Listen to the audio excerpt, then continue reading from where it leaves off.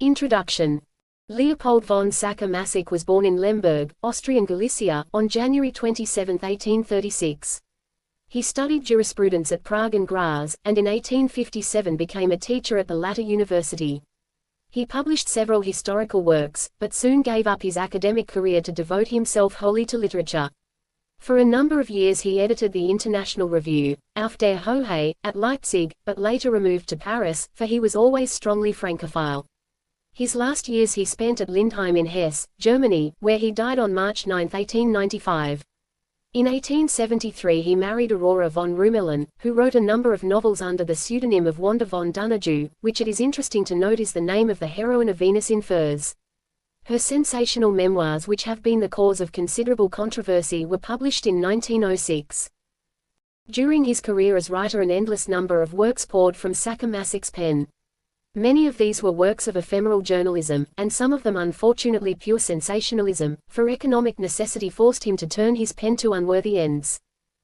There is, however, a residue among his works which has a distinct literary and even greater psychological value. His principal literary ambition was never completely fulfilled. It was a somewhat programmatic plan to give a picture of contemporary life in all its various aspects and interrelations under the general title of The Heritage of Cain. This idea was probably derived from Balzac's Comedie Humaine. The whole was to be divided into 6 subdivisions with the general titles Love, Property, Money, the State, War, and Death. Each of these divisions in its turn consisted of 6 novels, of which the last was intended to summarize the author's conclusions and to present his solution for the problems set in the others. This extensive plan remained unachieved, and only the first 2 parts, Love and Property, were completed. Of the other sections only fragments remain. The present novel, Venus in Furs, forms the 5th in the series, Love. The best of Sacher-Masoch's work is characterized by a swift narration and a graphic representation of character and scene and a rich humor. The latter has made many of his shorter stories dealing with his native Galicia little masterpieces of local color. There is, however, another element in his work which has caused his name to become as eponym for an entire series of phenomena at one end of the psychosexual scale. This gives his productions a peculiar psychological value, though it cannot be denied also a morbid tinge that makes them often repellent. However, it is well to remember that nature is neither good nor bad, neither altruistic nor egoistic, and that it operates through the human psyche as well as through crystals and plants and animals with the same inexorable laws. Sacher-Masoch was the poet of the anomaly now generally known as masochism. By this is meant the desire on the part of the individual affected of desiring himself completely and unconditionally subject to the will of a person of the opposite sex, and being treated by this person as by a master, to be humiliated, abused, and tormented, even to the verge of death. This motive is treated in all its innumerable variations. As a creative artist Sacher-Masoch was, of course, on the quest for the absolute, and sometimes, when impulses in the human being assume an abnormal or exaggerated form, there is just for a moment a flash that gives a glimpse of the thing in itself. If any defense were needed for the publication of work like Sacher-Masoch's, it is well to remember that artists are the historians of the human soul, and one might recall the wise and tolerant Montaigne's essay on the duty of historians where he says, one may cover over secret actions, but to be silent on what all the world knows, and things which have had effects which are public and of so much consequence is an inexcusable defect. And the curious interrelation between cruelty and sex, again and again, creeps into literature. Sacher-Masoch has not created anything new in this. He has simply taken an ancient motive and developed it frankly and consciously, until, it seems, there is nothing further to say on the subject. To the violent attacks which his books met he replied in a polemical work, Über den Werk der Kritik. It would be interesting to trace the masochistic tendency as it occurs throughout literature, but no more can be done than just to allude to a few instances. The theme recurs continually in the Confessions of Jean-Jacques Rousseau. It explains the character of the Chevalier in Prévost's Manon Lescaut. Scenes of this nature are found in Zola's Nana, in Thomas Otway's Venice Preserved, in Albert Jules' Les Pécheurs d'Hommes, in Dostoevsky. In disguised and unrecognized form it constitutes the undercurrent of much of the sentimental literature of the present day, though in most cases the authors as well as the readers are unaware of the pathological elements out of which their characters are built. In all these strange and troubled waters of the human spirit one might wish for something of the serene and simple attitude of the ancient world. Laurent Teilhard has an admirable passage in his Plâtres et Marbres, which is well worth reproducing in this connection. Toutefois, les Hellènes, dans leur cité de lumière, de douceur et d'harmonie, avait une indulgence qu'on peut nommer scientifique pour les troubles amoureux de l'esprit. S'il ne regardait pas l'aliéné comme en proie à la visitation d'un dieu, idée orientale et fataliste, du moins il savait que l'amour est une sorte d'envoûtement, une folie où se manifeste l'animosité des puissances cosmiques. Plus tard, le christianisme enveloppe les aims de ténèbres. See Footler Grand Nuit. L'Église condamna tout ce qui lui parut neuf ou menaçant pour les dogmes implaçables qui réduisaient le monde en esclavage. Among Sacher-Masoch's works, Venus in Furs is one of the most typical and outstanding. In spite of melodramatic elements and other literary faults, it is unquestionably a sincere work, written without any idea of titillating morbid fancies. One feels that in the hero many subjective elements have been incorporated, which are a disadvantage to the work from the point of view of literature, but on the other hand raise the book beyond the sphere of art, pure and simple, and make it one of those appalling human documents which belong, part to science and part to psychology. It is the confession of a deeply unhappy man who could not master his personal tragedy of existence, and so sought to unburden his soul in writing down the things he felt and experienced. The reader who will approach the book from this angle and who will honestly put aside moral prejudices and prepossessions will come away from the perusal of this book with a deeper understanding of this poor miserable soul of ours, and a light will be cast into dark places that lie latent in all of us. Sacher-Masoch's works have held an established position in European letters for something like half a century, and the author himself was made a Chevalier of the Legion of Honor by the French government in 1883, on the occasion of his literary jubilee. When several years ago cheap reprints were brought out on the continent and attempts were made by various guardians of morality, they exist in all countries, to have them suppressed, the judicial decisions were invariably against the plaintiff and in favor of the publisher. Are Americans children that they must be protected from books which any European schoolboy can purchase whenever he wishes? However, such seems to be the case, and this translation, which has long been in preparation, consequently appears in a limited edition printed for subscribers only. In another connection, Herbert Spencer once used these words: "The ultimate result of shielding men from the effects of folly is to fill the world with fools." They have a very pointed application in the case of a work like Venus in Furs. Atlantic City, April. Venus in Furs. But the Almighty Lord hath struck him, and hath delivered him into the hands of a woman. The Vulgate, Judith. My company was charming. Opposite me by the massive Renaissance fireplace sat Venus. She was not a casual woman of the half-world, who under this pseudonym wages war against the enemy sex, like Mademoiselle Cleopatra, but the real, true goddess of love. She sat in an armchair and had kindled a crackling fire, whose reflection ran in red flames over her pale face with its white eyes, and from time to time over her feet when she sought to warm them. Her head was wonderful in spite of the dead stony eyes, it was all I could see of her. She had wrapped her marble-like body in a huge fur, and rolled herself up trembling like a cat. "I don't understand it," I exclaimed, "it isn't really cold any longer. For 2 weeks past we have had perfect spring weather. You must be nervous." "Much obliged for your spring," she replied with a low stony voice, and immediately afterwards sneezed divinely, twice in succession. "I really can't stand it here much longer, and I am beginning to understand." "What, dear lady?" "I am beginning to believe the unbelievable and to understand the ununderstandable. All of a sudden I understand the Germanic virtue of woman, and German philosophy, and I am no longer surprised that you of the North do not know how to love, haven't even an idea of what love is." "But, madam," I replied flaring up, "I surely haven't given you any reason." "Oh, you," the divinity sneezed for the 3rd time, and shrugged her shoulders with inimitable grace. "That's why I have always been nice to you, and even come to see you now and then, although I catch a cold every time, in spite of all my furs. Do you remember the first time we met?" "How could I forget it?" I said. "You wore your abundant hair in brown curls, and you had brown eyes and a red mouth, but I recognized you immediately by the outline of your face and its marble-like pallor. You always wore a violet-blue velvet jacket edged with squirrel skin. You were really in love with the costume, and awfully docile. You have taught me what love is. Your serene form of worship let me forget 2,000 years. And my faithfulness to you was without equal. Well, as far as faithfulness goes. Ungrateful. I will not reproach you with anything. You are a divine woman, but nevertheless a woman, and like every woman cruel in love." "What you call cruel," the goddess of love replied eagerly, "is simply the element of passion and of natural love, which is woman's nature and makes her give herself where she loves, and makes her love everything that pleases her. Can there be any greater cruelty for a lover than the unfaithfulness of the woman he loves? Indeed, she replied, we are faithful as long as we love, but you demand faithfulness of a woman without love, and the giving of herself without enjoyment. Who is cruel there, woman or man?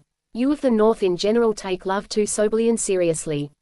You talk of duties where there should be only a question of pleasure. That is why our emotions are honorable and virtuous, and our relations permanent.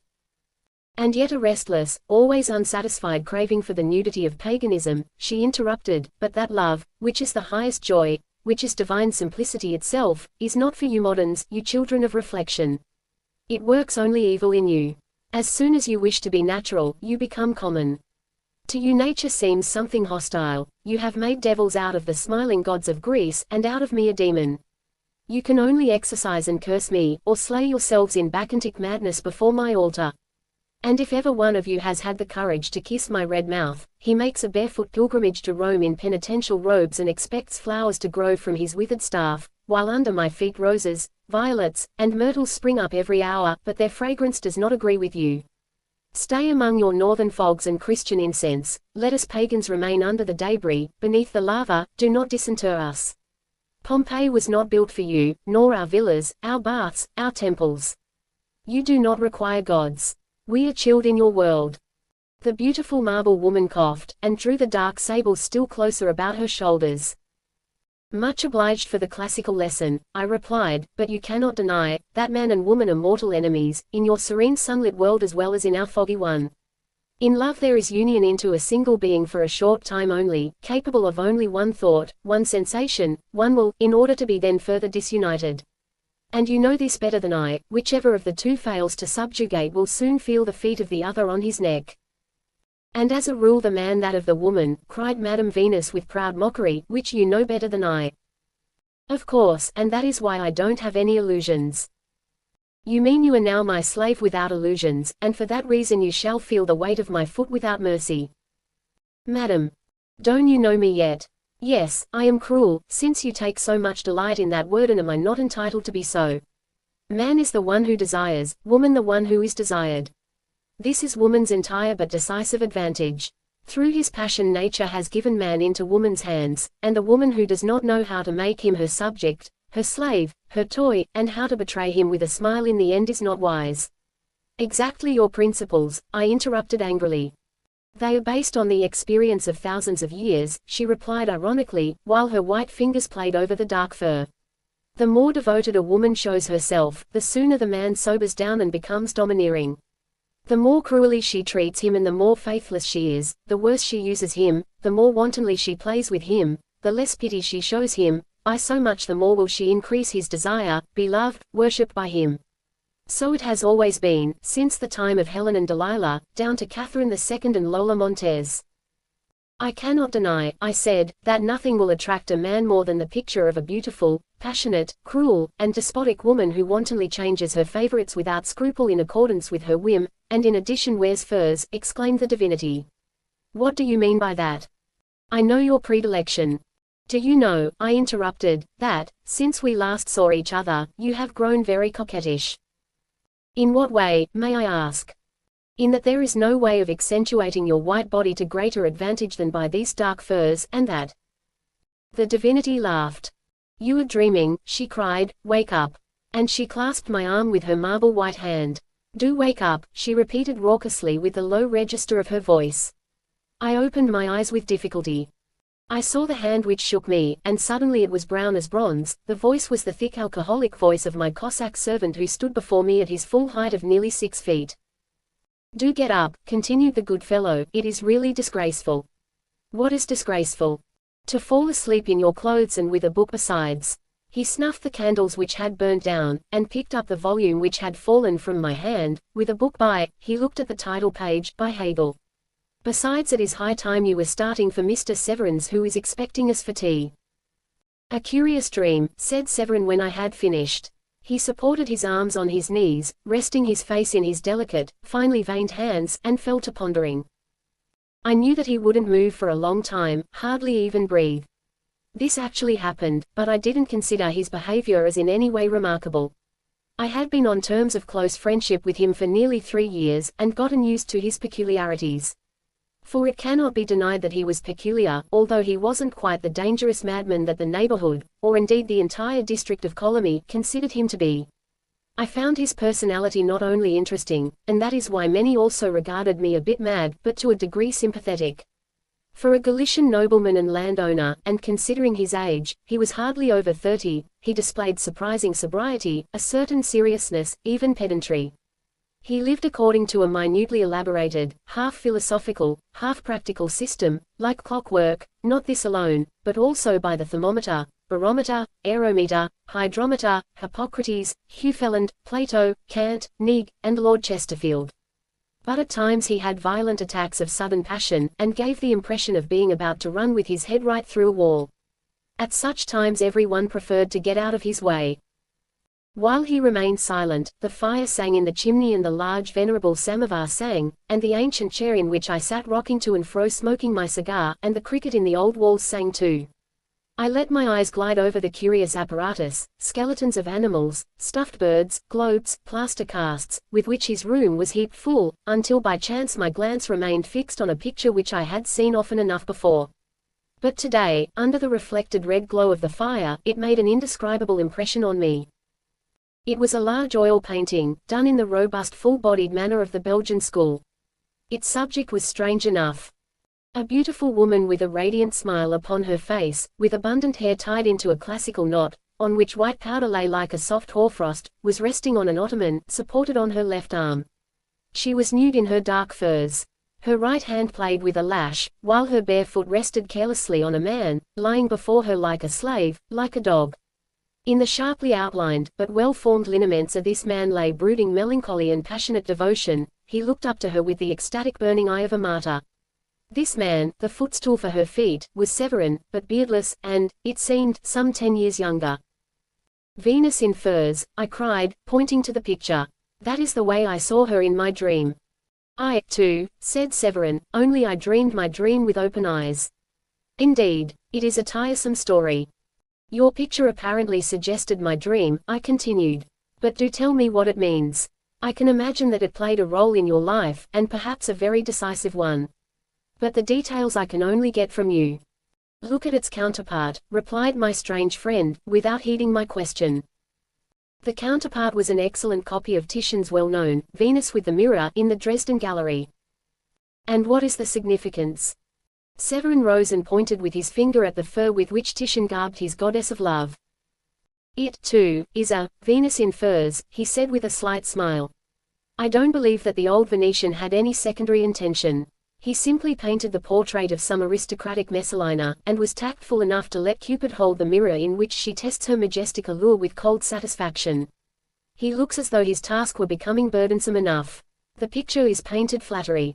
Later an expert, in the Rococo period baptized the lady with the name of Venus. The furs of the despot in which Titian's fair model wrapped herself, probably more for fear of a cold than out of modesty, have become a symbol of the tyranny and cruelty that constitute woman's essence and her beauty.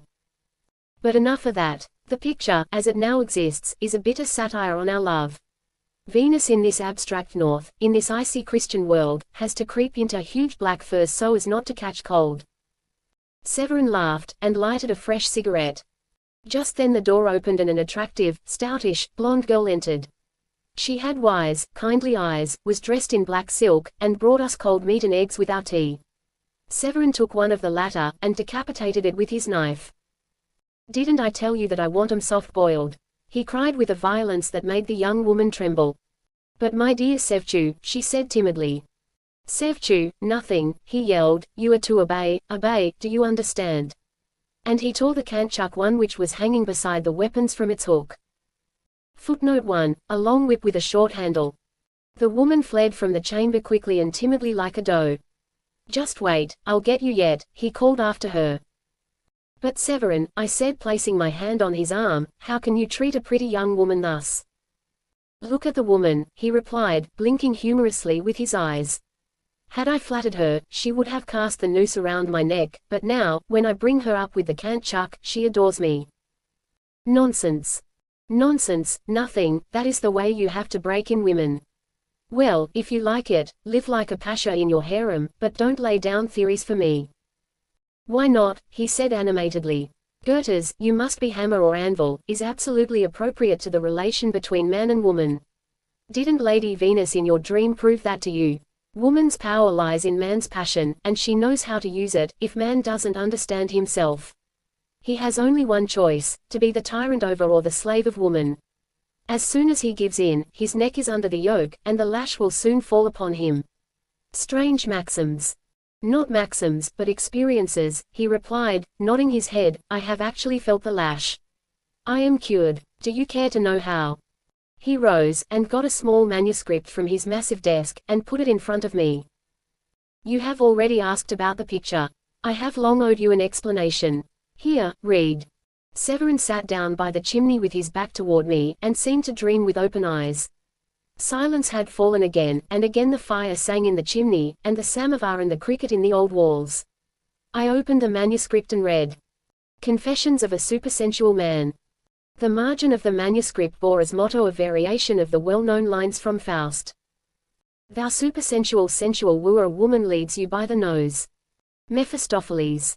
I turned the title page and read, what follows has been compiled from my diary of that period, because it is impossible ever frankly to write of one's past, but in this way everything retains its fresh colors, the colors of the present. Gogol, the Russian Molière, says, where? Well, somewhere, the real comic muse is the one under whose laughing mask tears roll down. A wonderful saying. So I have a very curious feeling as I am writing all this down. The atmosphere seems filled with a stimulating fragrance of flowers, which overcomes me and gives me a headache. The smoke of the fireplace curls and condenses into figures, small gray-bearded cuckolds that mockingly point their finger at me. Chubby-cheeked cupids ride on the arms of my chair and on my knees. I have to smile involuntarily, even laugh aloud, as I am writing down my adventures. Yet I am not writing with ordinary ink, but with red blood that drips from my heart. All its wounds long scarred over have opened and it throbs and hurts, and now and then a tear falls on the paper. The days creep along sluggishly in the little Carpathian health resort. You see no one, and no one sees you. It is boring enough to write idylls. I would have leisure here to supply a whole gallery of paintings, furnish a theatre with new pieces for an entire season, a dozen virtuosos with concertos, trios, and duos, but, what am I saying? The upshot of it all is that I don't do much more than to stretch the canvas, smooth the bow, line the scores. For I am, no false modesty, friend Severin, you can lie to others, but you don't quite succeed any longer in lying to yourself. I am nothing but a dilettante in painting, in poetry, in music, and several other of the so-called unprofitable arts, which, however, at present secure for their masters the income of a cabinet minister, or even that of a minor potentate. Above all else I am a dilettante in life. Up to the present I have lived as I have painted and written poetry. I never got far beyond the preparation, the plan, the first act, the first stanza. There are people like that who begin everything, and never finish anything. I am such a one. But what am I saying? To the business in hand. I lie in my window, and the miserable little town, which fills me with despondency, really seems infinitely full of poetry. How wonderful the outlook upon the blue wall of high mountains interwoven with golden sunlight, mountain torrents weave through them like ribbons of silver. How clear and blue the heavens into which snow-capped crags project. How green and fresh the forested slopes, the meadows on which small herds graze, down to the yellow billows of grain where reapers stand and bend over and rise up again. The house in which I live stands in a sort of park, or forest, or wilderness, whatever one wants to call it, and is very solitary.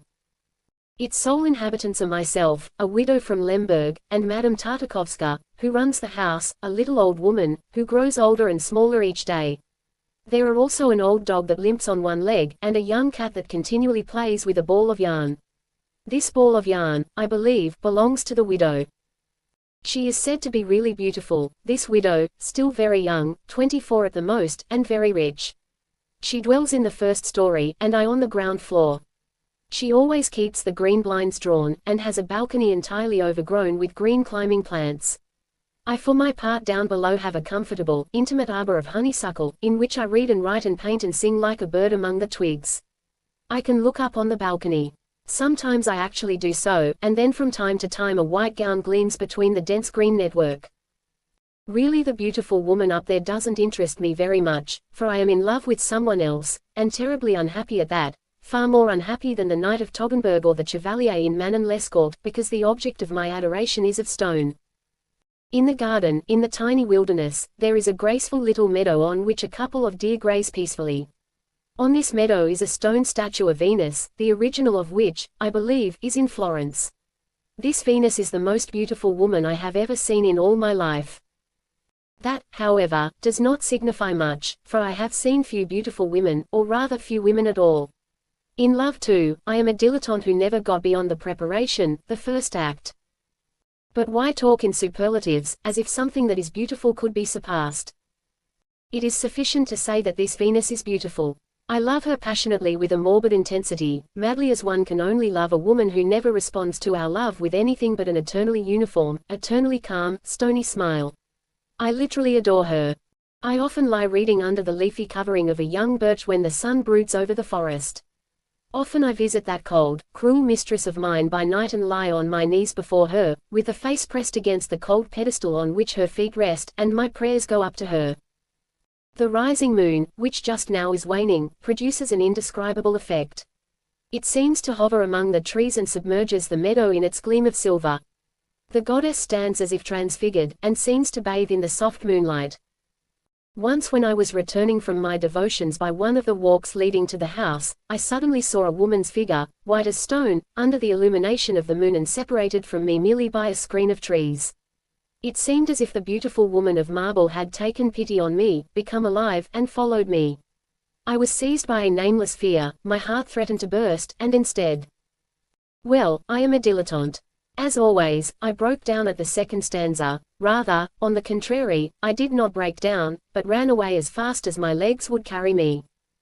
What an accident! Through a Jew, dealing in photographs, I secured a picture of my ideal. It is a small reproduction of Titian's Venus with the Mirror. What a woman! I want to write a poem, but instead, I take the reproduction, and write on it, Venus in furs. You are cold, while you yourself fan flames. By all means wrap yourself in your despotic furs, there is no one to whom they are more appropriate, cruel goddess of love and of beauty. After a while I add a few verses from Goethe, which I recently found in his Paralipomena to Faust. To Aimer. The pair of wings are fictioner, the arrows, they are naught but claws, the wreath conceals the little horns, for without any doubt he is like all the gods of ancient Greece, only a devil in disguise. Then I put the picture before me on my table, supporting it with a book, and looked at it. I was enraptured and at the same time filled with a strange fear by the cold coquetry with which this magnificent woman draped her charms in her furs of dark sable, by the severity and hardness which lay in this cold marble-like face. Again I took my pen in hand, and wrote the following words. To love, to be loved, what happiness! And yet how the glamour of this pales in comparison with the tormenting bliss of worshipping a woman who makes a plaything out of us, of being the slave of a beautiful tyrant who treads us pitilessly underfoot. Even Samson, the hero, the giant, again put himself into the hands of Delilah, even after she had betrayed him, and again she betrayed him, and the Philistines bound him and put out his eyes, which until the very end he kept fixed, drunken with rage and love, upon the beautiful betrayer. I was breakfasting in my honeysuckle arbor, and reading in the book of Judith. I envied the hero Holofernes because of the regal woman who cut off his head with a sword, and because of his beautiful sanguinary end. The Almighty Lord hath struck him, and hath delivered him into the hands of a woman. This sentence strangely impressed me. How ungallant these Jews are, I thought. And their God might choose more becoming expressions when he speaks of the fair sex. The Almighty Lord hath struck him, and hath delivered him into the hands of a woman, I repeated to myself. What shall I do, so that he may punish me? Heaven preserve us. Here comes the housekeeper, who has again diminished somewhat in size overnight. And up there among the green twinings and garlandings the white gown gleams again. Is it Venus, or the widow? This time it happens to be the widow, for Madame Tartakovska makes a courtesy, and asks me in her name for something to read. I run to my room, and gather together a couple of volumes. Later I remember that my picture of Venus is in one of them, and now it and my effusions are in the hands of the white woman up there together. What will she say? I hear her laugh. Is she laughing at me? It is full moon. It is already peering over the tops of the low hemlocks that fringe the park. A silvery exhalation fills the terrace, the groups of trees, all the landscape, as far as the eye can reach. In the distance it gradually fades away, like trembling waters. I cannot resist. I feel a strange urge and call within me. I put on my clothes again and go out into the garden. Some power draws me toward the meadow, toward her, who is my divinity and my beloved. The night is cool. I feel a slight chill. The atmosphere is heavy with the odor of flowers and of the forest. It intoxicates. What solemnity! What music round about! A nightingale sobs. The stars quiver very faintly in the pale blue glamour. The meadow seems smooth, like a mirror, like a covering of ice on a pond. The statue of Venus stands out august and luminous. But, what has happened? From the marble shoulders of the goddess a large dark fur flows down to her heels. I stand dumbfounded and stare at her in amazement. Again an indescribable fear seizes hold of me and I take flight. I hasten my steps, and notice that I have missed the main path. As I am about to turn aside into one of the green walks I see Venus sitting before me on a stone bench, not the beautiful woman of marble, but the goddess of love herself with warm blood and throbbing pulses. She has actually come to life for me, like the statue that began to breathe for her creator. Indeed, the miracle is only half completed. Her white hair seems still to be of stone, and her white gown shimmers like moonlight, or is it satin? From her shoulders the dark fur flows. But her lips are already reddening and her cheeks begin to take color. Two diabolical green rays out of her eyes fall upon me, and now she laughs. Her laughter is very mysterious, very, I don't know. It cannot be described, it takes my breath away. I flee further, and after every few steps I have to pause to take breath. The mocking laughter pursues me through the dark leafy paths, across light open spaces, through the thicket where only single moonbeams can pierce. I can no longer find my way. I wander about utterly confused, with cold drops of perspiration on the forehead. Finally I stand still, and engage in a short monologue. It runs, well, one is either very polite to one's self or very rude. I say to myself, donkey. This word exercises a remarkable effect, like a magic formula, which sets me free and makes me master of myself. I am perfectly quiet in a moment. With considerable pleasure I repeat, donkey. Now everything is perfectly clear and distinct before my eyes again. There is the fountain, there the alley of boxwood, there the house which I am slowly approaching. Yet, suddenly the appearance is here again. Behind the green screen through which the moonlight gleams so that it seems embroidered with silver, I again see the white figure, the woman of stone whom I adore, whom I fear and flee. With a couple of leaps I am within the house and catch my breath and reflect. What am I really, a little dilettante or a great big donkey? A sultry morning, the atmosphere is dead, heavily laden with odors, yet stimulating. Again I am sitting in my honeysuckle arbor, reading in the Odyssey about the beautiful witch who transformed her admirers into beasts. A wonderful picture of antique love. There is a soft rustling in the twigs and blades and the pages of my book rustle, and on the terrace likewise there is a rustling. A woman's dress, she is there, Venus, but without furs. No, this time it is merely the widow, and yet, Venus, oh, what a woman! As she stands there in her light white morning gown, looking at me, her slight figure seems full of poetry and grace. She is neither large, nor small, her head is alluring, piquant, in the sense of the period of the French marquises, rather than formally beautiful. What enchantment and softness, what roguish charm play about her none too small mouth. Her skin is so infinitely delicate, that the blue veins show through everywhere, even through the muslin covering her arms and bosom. How abundant her red hair, it is red, not blonde or golden yellow, how diabolically and yet tenderly it plays around her neck. Now her eyes meet mine like green lightnings, they are green, these eyes of hers, whose power is so indescribable, green, but as a precious stones, or deep unfathomable mountain lakes. She observes my confusion, which has even made me discourteous, for I have remained seated and still have my cap on my head. She smiles roguishly. Finally I rise and bow to her. She comes closer, and bursts out into a loud, almost childlike laughter. I stammer, as only a little dilettante or great big donkey can do on such an occasion. Thus our acquaintance began. The divinity asks for my name, and mentions her own. Her name is Wanda von Dunaju. And she is actually my Venus. But madam, what put the idea into your head? The little picture in one of your books, I had forgotten about it. The curious notes on its back, why curious? She looked at me. I have always wanted to know a real dreamer sometime, for the sake of the change, and you seem one of the maddest of the tribe.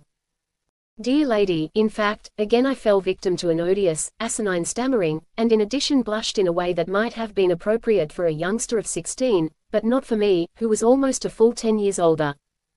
You were afraid of me last night. Really, of course, but won't you sit down? She sat down, and enjoyed my embarrassment, for actually I was even more afraid of her now in the full light of day. A delightful expression of contempt hovered about her upper lip. You look at love, and especially woman, she began, as something hostile, something against which you put up a defense, even if unsuccessfully. You feel that their power over you gives you a sensation of pleasurable torture, of pungent cruelty. This is a genuinely modern point of view. You don't share it. I do not share it, she said quickly and decisively, shaking her head, so that her curls flew up like red flames. The ideal which I strive to realize in my life is the serene sensuousness of the Greeks, pleasure without pain. I do not believe in the kind of love which is preached by Christianity, by the moderns, by the knights of the spirit. Yes, look at me, I am worse than a heretic, I am a pagan. Doest thou imagine long the goddess of love took counsel when in Ida's grove she was pleased with the hero Anchises? These lines from Goethe's Roman elegy have always delighted me. In nature there is only the love of the heroic age, when gods and goddesses loved. At that time, desire followed the glance, enjoyment desire. All else is factitious, affected, a lie. Christianity, whose cruel emblem, the cross, has always had for me an element of the monstrous, brought something alien and hostile into nature and its innocent instincts. The battle of the spirit with the senses is the gospel of modern man. I do not care to have a share in it. Yes, Mount Olympus would be the place for you, madam, I replied, but we moderns can no longer support the antique serenity, least of all in love. The idea of sharing a woman, even if it were an Aspasia, with another revolts us. We are jealous as is our God. For example, we have made a term abuse out of the name of the glorious Phryne. We prefer one of Holbein's meager, pallid virgins, which is wholly ours, to an antique Venus, no matter how divinely beautiful she is, but who loves Anchises today, Paris tomorrow, Adonis the day after. And if nature triumphs in us so that we give our whole glowing, passionate devotion to such a woman, her serene joy of life appears to us as something demonic and cruel, and we read into our happiness a sin which we must expiate.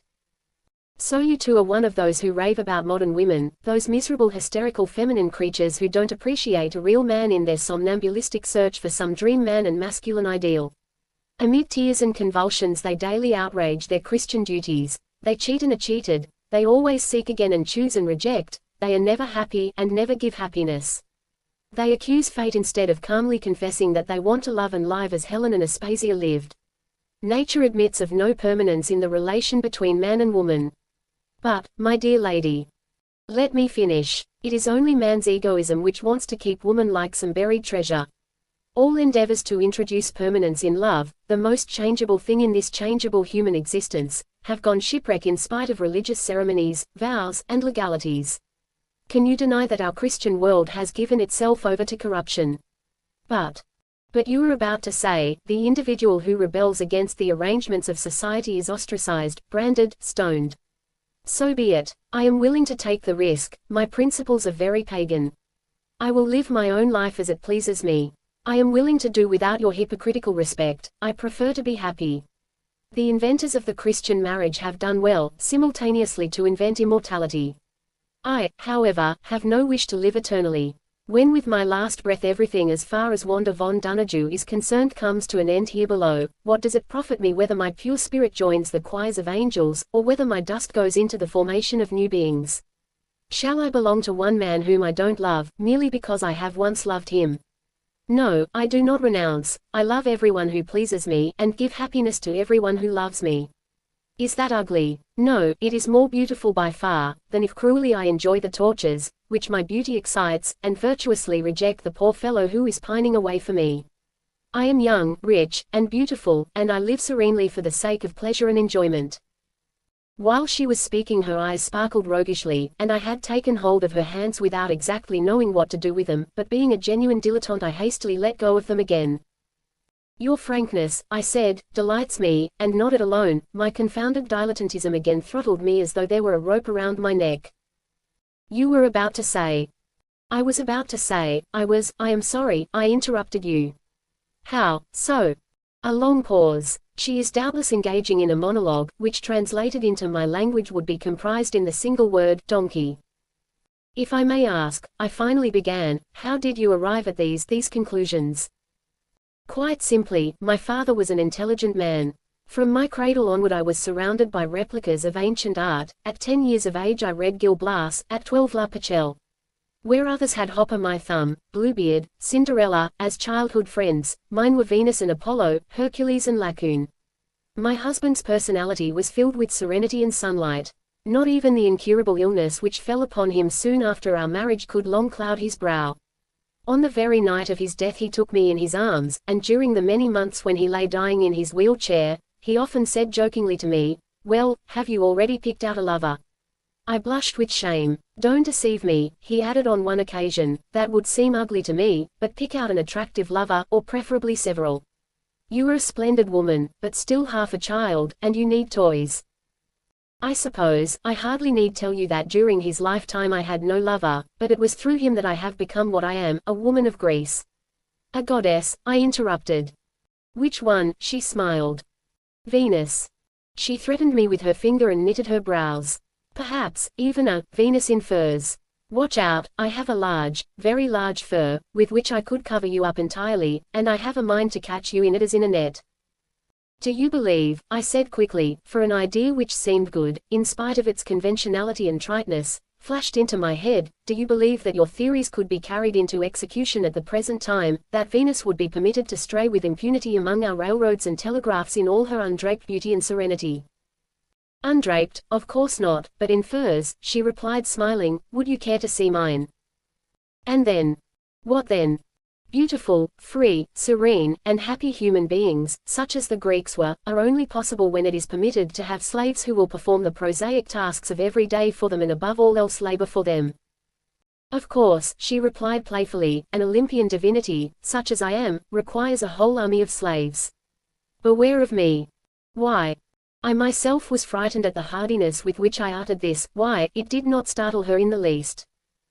She drew back her lips a little so that her small white teeth became visible, and then said lightly, as if she were discussing some trifling matter, "Do you want to be my slave?" "There is no equality in love," I replied solemnly.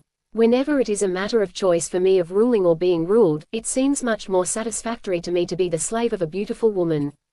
But where shall I find the woman who knows how to rule, calmly, full of self-confidence, even harshly, and not seek to gain her power by means of petty nagging? Oh, that might not be so difficult. You think, for instance," she laughed and leaned far back, "I have a real talent for despotism. I also have the necessary furs, but last night you were really seriously afraid of me." "Quite seriously. And now, I am more afraid of you than ever. We are together every day, I and Venus, we are together a great deal. We breakfast in my honeysuckle arbor, and have tea in her little sitting room. I have an opportunity to unfold all my small, very small talents.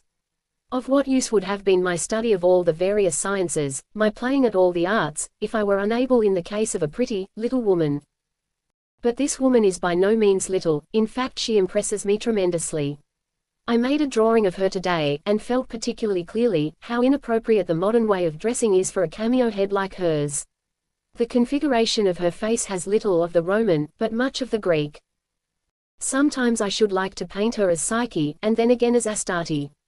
It depends upon the expression in her eyes, whether it is vaguely dreamy, or half-consuming, filled with tired desire. She, however, insists that it be a portrait likeness. I shall make her a present of furs. How could I have any doubts? If not for her, for whom would princely furs be suitable? I was with her yesterday evening, reading the Roman elegies to her. Then I laid the book aside, and improvised something for her. She seemed pleased. Rather more than that, she actually hung upon my words, and her bosom heaved. Or was I mistaken? The rain beat in melancholy fashion on the window panes, the fire crackled in the fireplace in wintry comfort. I felt quite at home with her, and for a moment lost all my fear of this beautiful woman. I kissed her hand, and she permitted it. Then I sat down at her feet and read a short poem I had written for her. Venus in furs. Place thy foot upon thy slave. O thou, half of hell, half of dreams, among the shadows, dark and grave, thy extended body softly gleams. And so on. This time I really got beyond the first stanza. At her request I gave her the poem in the evening, keeping no copy. And now as I am writing this down in my diary I can only remember the first stanza. I am filled with a very curious sensation. I don't believe that I am in love with Wanda. I am sure that at our first meeting, I felt nothing of the lightning-like flashes of passion. But I feel how her extraordinary, really divine beauty is gradually winding magic snares about me.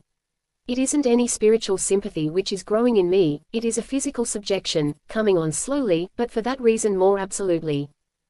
I suffer under it more and more each day, and she merely smiles. Without any provocation she suddenly said to me today, "You interest me. Most men are very commonplace, without verve or poetry. In you there is a certain depth and capacity for enthusiasm and a deep seriousness, which delight me. I might learn to love you." After a short but severe shower we went out together to the meadow and the statue of Venus. All about us the earth steamed, mists rose up toward heaven like clouds of incense, a shattered rainbow still hovered in the air. The trees were still shedding drops, but sparrows and finches were already hopping from twig to twig. They are twittering gaily, as if very much pleased at something. Everything is filled with a fresh fragrance. We cannot cross the meadow for it is still wet. In the sunlight it looks like a small pool, and the goddess of love seems to rise from the undulations of its mirror-like surface. About her head a swarm of gnats is dancing, which, illuminated by the sun, seem to hover above her like an aureole. Wanda is enjoying the lovely scene. As all the benches along the walk are still wet, she supports herself on my arm to rest a while. A soft weariness permeates her whole being, her eyes are half closed, I feel the touch of her breath on my cheek. How I managed to get up courage enough I really don't know, but I took hold of her hand, asking, "Could you love me?" "Why not?" she replied, letting her calm, clear look rest upon me, but not for long. A moment later I am kneeling before her, pressing my burning face against the fragrant muslin of her gown. "But Severin, this isn't right," she cried. But I take hold of her little foot, and press my lips upon it. "You are getting worse and worse," she cried. She tore herself free, and fled rapidly toward the house, the while her adorable slipper remained in my hand. Is it an omen? All day long I didn't dare to go near her. Toward evening as I was sitting in my arbor her gay red head peered suddenly through the greenery of her balcony. "Why don't you come up?" he called down impatiently. I ran upstairs, and at the top lost courage again. I knocked very lightly. She didn't say come in, but opened the door herself, and stood on the threshold. "Where is my slipper?" "It is, I want," I stammered. "Get it, and then we will have tea together, and chat." When I returned, she was engaged in making tea. I ceremoniously placed the slipper on the table, and stood in the corner like a child awaiting punishment. I noticed that her brows were slightly contracted, and there was an expression of hardness and dominance about her lips which delighted me. All of a sudden she broke out laughing. "So, you are really in love with me?" "Yes, and I suffer more from it than you can imagine." "You suffer?" She laughed again. I was revolted, mortified, annihilated, but all this was quite useless. "Why," she continued, "I like you, with all my heart." She gave me her hand, and looked at me in the friendliest fashion. "And will you be my wife?" Wanda looked at me. How did she look at me? I think first of all with surprise, and then with a tinge of irony. "What has given you so much courage, all at once?" "Courage? Yes, courage, to ask anyone to be your wife, and me in particular." She lifted up the slipper. Was it through a sudden friendship with this? But joking aside, do you really wish to marry me? "Yes." "Well, Severin, that is a serious matter.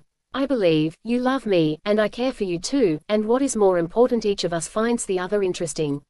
There is no danger that we would soon get bored, but, you know, I am a fickle person, and just for that reason I take marriage seriously. If I assume obligations, I want to be able to meet them. But I am afraid, no, it would hurt you. Please be perfectly frank with me," I replied. "Well then honestly, I don't believe I could love a man longer than," she inclined her head gracefully to one side and mused. "A year. What do you imagine, a month perhaps? Not even me. Oh you, perhaps 2 months. I exclaimed. 2 months is very long.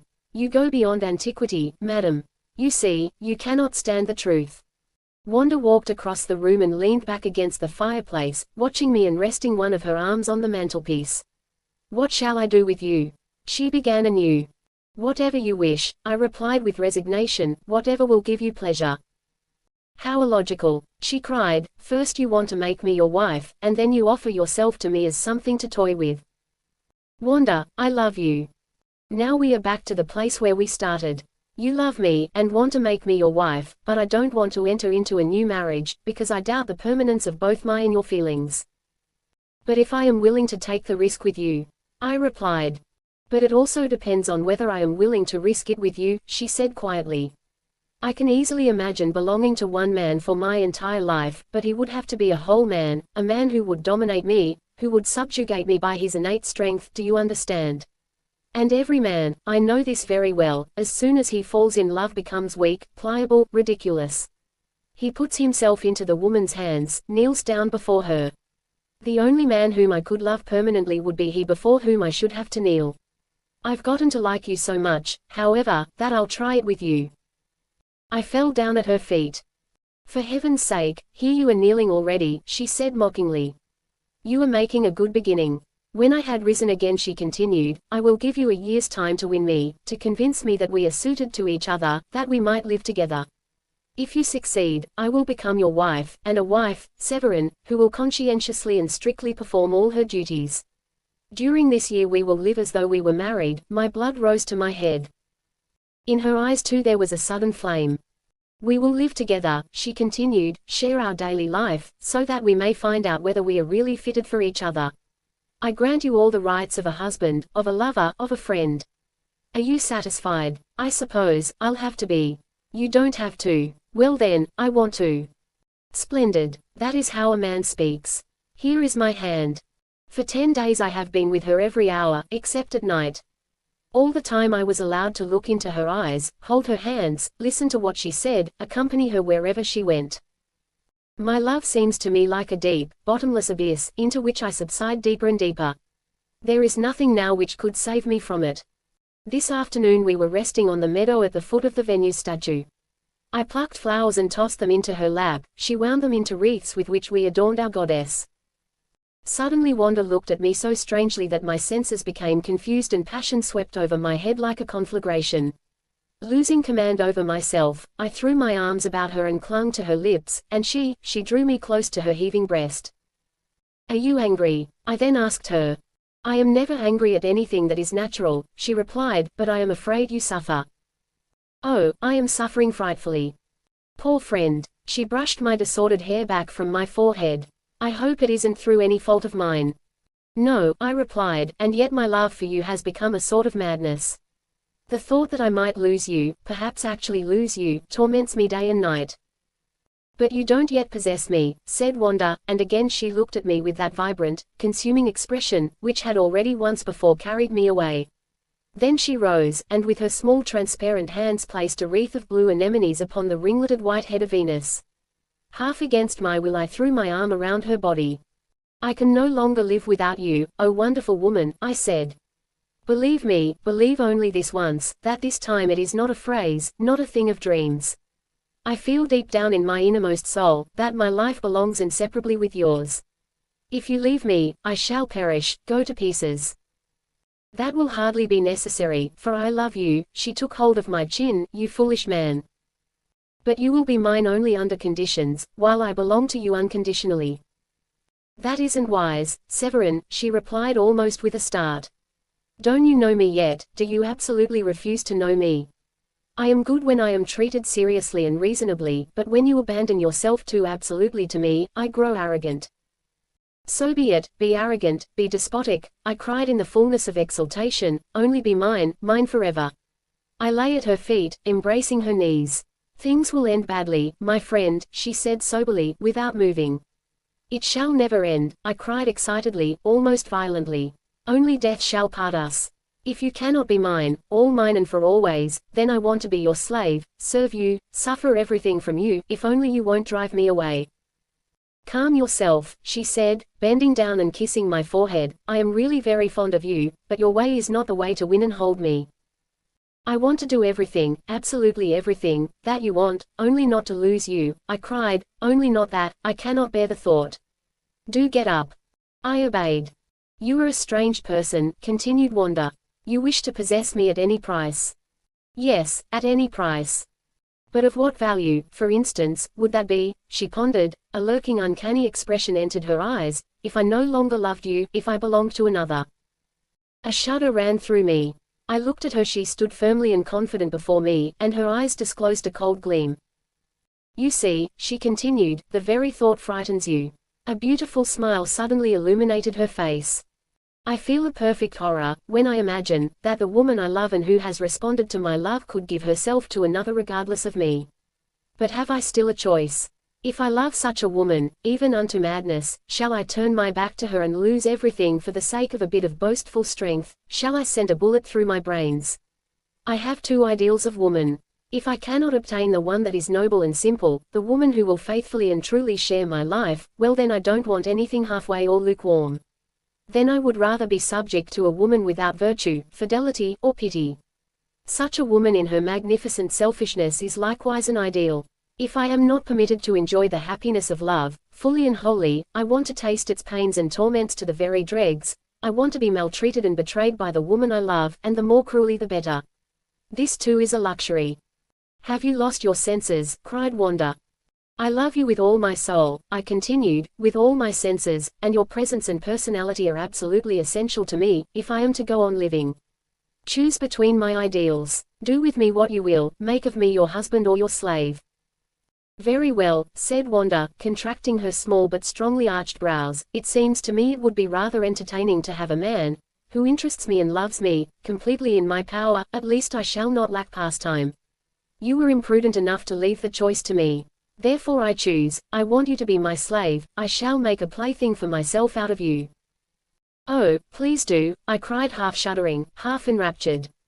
If the foundation of marriage depends on equality and agreement, it is likewise true that the greatest passions rise out of opposites. We are such opposites, almost enemies. That is why my love is part hate, part fear. In such a relation only one can be hammer and the other anvil. I wish to be the anvil. I cannot be happy when I look down upon the woman I love. I want to adore a woman, and this I can only do when she is cruel towards me.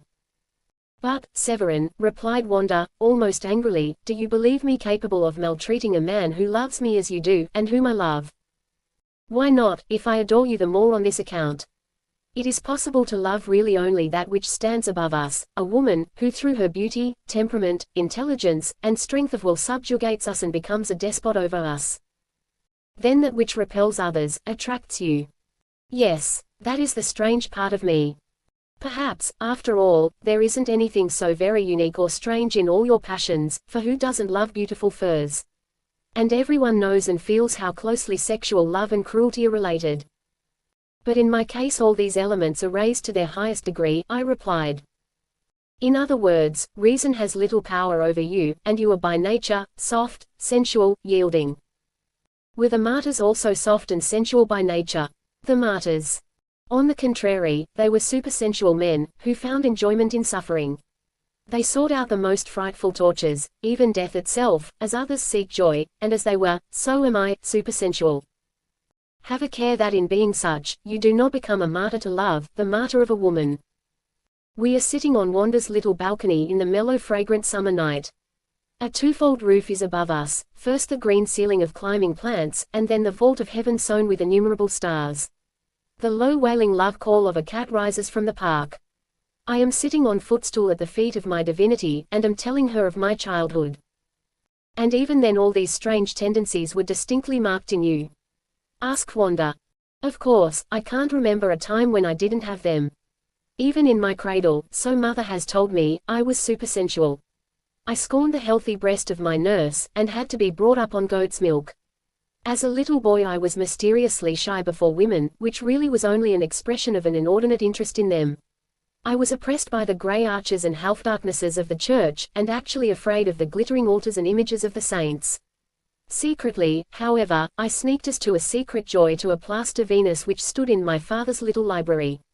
I kneeled down before her, and to her I said the prayers I had been taught, the Paternoster, the Ave Maria, and the Credo. Once at night I left my bed to visit her. The sickle of the moon was my light and showed me the goddess in a pale blue cold light. I prostrated myself before her and kissed her cold feet, as I had seen our peasants do when they kissed the feet of the dead Savior. An irresistible yearning seized me. I got up and embraced the beautiful cold body and kissed the cold lips. A deep shudder fell upon me and I fled, and later in a dream, it seemed to me, as if the goddess stood beside my bed, threatening me with upraised arm. I was sent to school early and soon reached the gymnasium. I passionately grasped at everything which promised to make the world of antiquity accessible to me. Soon I was more familiar with the gods of Greece than with the religion of Jesus. I was with Paris when he gave the fateful apple to Venus, I saw Troy burn, and followed Ulysses on his wanderings. The prototypes of all that is beautiful sank deep into my soul, and consequently at the time when other boys are coarse and obscene, I displayed an insurmountable aversion to everything base, vulgar, unbeautiful. To me, the maturing youth, love for women seemed something especially base and unbeautiful, for it showed itself to me first in all its commonness. I avoided all contact with the fair sex, in short, I was supersensual to madness. When I was about 14 my mother had a charming chambermaid, young, attractive, with a figure just budding into womanhood. I was sitting one day studying my Tacitus and growing enthusiastic over the virtues of the ancient Teutons, while she was sweeping my room. Suddenly she stopped, bent down over me, in the meantime holding fast to the broom, and a pair of fresh, full, adorable lips touched mine. The kiss of the enamored little cat ran through me like a shudder, but I raised up my germania, like a shield against the temptress, and indignantly left the room. Wanda broke out in loud laughter. It would, indeed, be hard to find another man like you, but continue. There is another unforgettable incident belonging to that period, I continued my story. Countess Sobel, a distant aunt of mine, was visiting my parents. She was a beautiful majestic woman with an attractive smile. I, however, hated her, for she was regarded by the family as a sort of Messalina. My behavior toward her was as rude, malicious, and awkward as possible. One day my parents drove to the capital of the district. My aunt determined to take advantage of their absence, and to exercise judgment over me. She entered unexpectedly in her fur-lined kazabika, followed by the cook, kitchen maid, and the cat of a chambermaid whom I had scorned. Without asking any questions, they seized me and bound me hand and foot, in spite of my violent resistance. Then my aunt, with an evil smile, rolled up her sleeve and began to whip me with a stout switch. She whipped so hard that the blood flowed, and that, at last, notwithstanding my heroic spirit, I cried and wept and begged for mercy. She then had me untied, but I had to get down on my knees and thank her for the punishment and kiss her hand. Now you understand the supersensual fool. Under the lash of a beautiful woman my senses first realized the meaning of woman. In her fur jacket she seemed to me like a wrathful queen, and from then on my aunt became the most desirable woman on God's earth. My Cato-like austerity, my shyness before woman, was nothing but an excessive feeling for beauty. In my imagination sensuality became a sort of cult. I took an oath to myself that I would not squander its holy wealth upon any ordinary person, but I would reserve it for an ideal woman, if possible for the goddess of love herself. I went to the university at a very early age. It was in the capital where my aunt lived. My room looked at that time like Dr. Faustus's. Everything in it was in a wild confusion. There were huge closets stuffed full of books, which I bought for a song from a Jewish dealer on the Cervenica. There were globes, atlases, flasks, charts of the heavens, skeletons of animals, skulls, the busts of eminent men. It looked as though Mephistopheles might have stepped out from behind the huge green store as a wandering scholiast at any moment. I studied everything in a jumble without system, without selection: chemistry, alchemy, history, astronomy, philosophy, law, anatomy, and literature. I read Homer, Virgil, Ossian, Schiller, Goethe, Shakespeare, Cervantes, Voltaire, Molière, the Quran, the Cosmos, Casanova's memoirs. I grew more confused each day, more fantastical, more supersensual. All the time a beautiful ideal woman hovered in my imagination. Every so and so often she appeared before me like a vision among my leather-bound books and dead bones, lying on a bed of roses, surrounded by cupids. Sometimes she appeared gowned like the Olympians with the stern white face of the plaster Venus, sometimes in braids of a rich brown, blue eyes, in my aunt's red velvet kazabika, trimmed with ermine.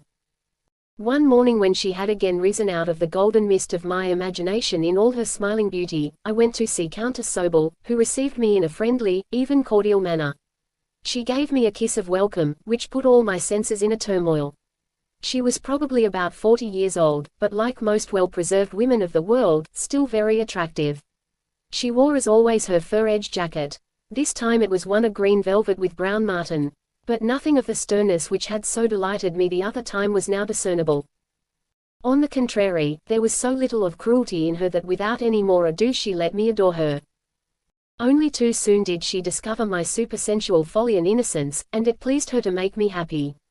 As for myself, I was as happy as a young god. What rapture for me to be allowed to lie before her on my knees, and to kiss her hands, those with which she had scourged me.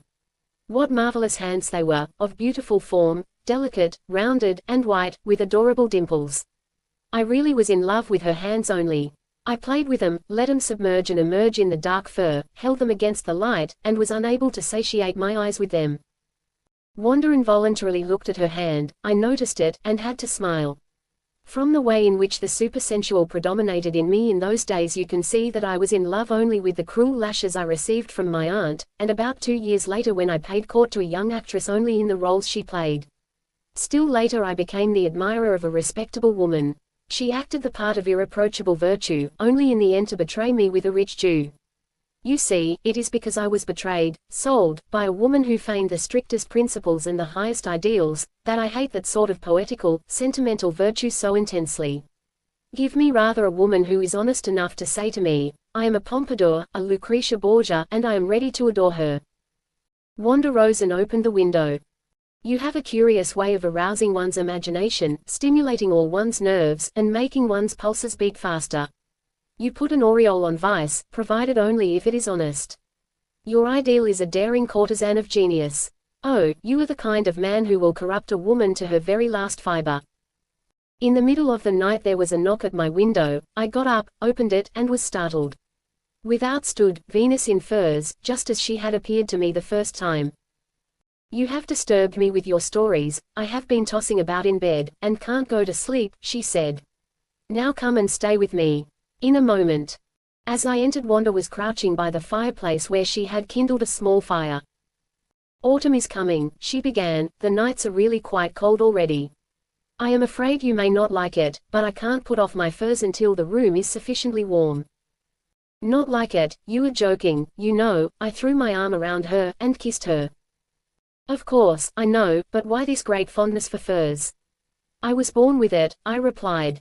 I already had it as a child. Furthermore, furs have a stimulating effect on all highly organized natures. This is due both to general and natural laws. It is a physical stimulus which sets you tingling, and no one can wholly escape it. Science has recently shown a certain relationship between electricity and warmth. At any rate, their effects upon the human organism are related. The torrid zone produces more passionate characters, a heated atmosphere stimulation. Likewise with electricity. This is the reason why the presence of cats exercises such a magic influence upon highly organized men of intellect. This is why these long-tailed graces of the animal kingdom, these adorable, scintillating electric batteries have been the favorite animal of a Mahomed, Cardinal Richelieu, Crébillon, Rousseau, Wieland. A woman wearing furs, then, cried Wanda, is nothing else than a large cat, an augmented electric battery. Certainly, I replied. That is my explanation of the symbolic meaning which fur has acquired as the attribute of power and beauty.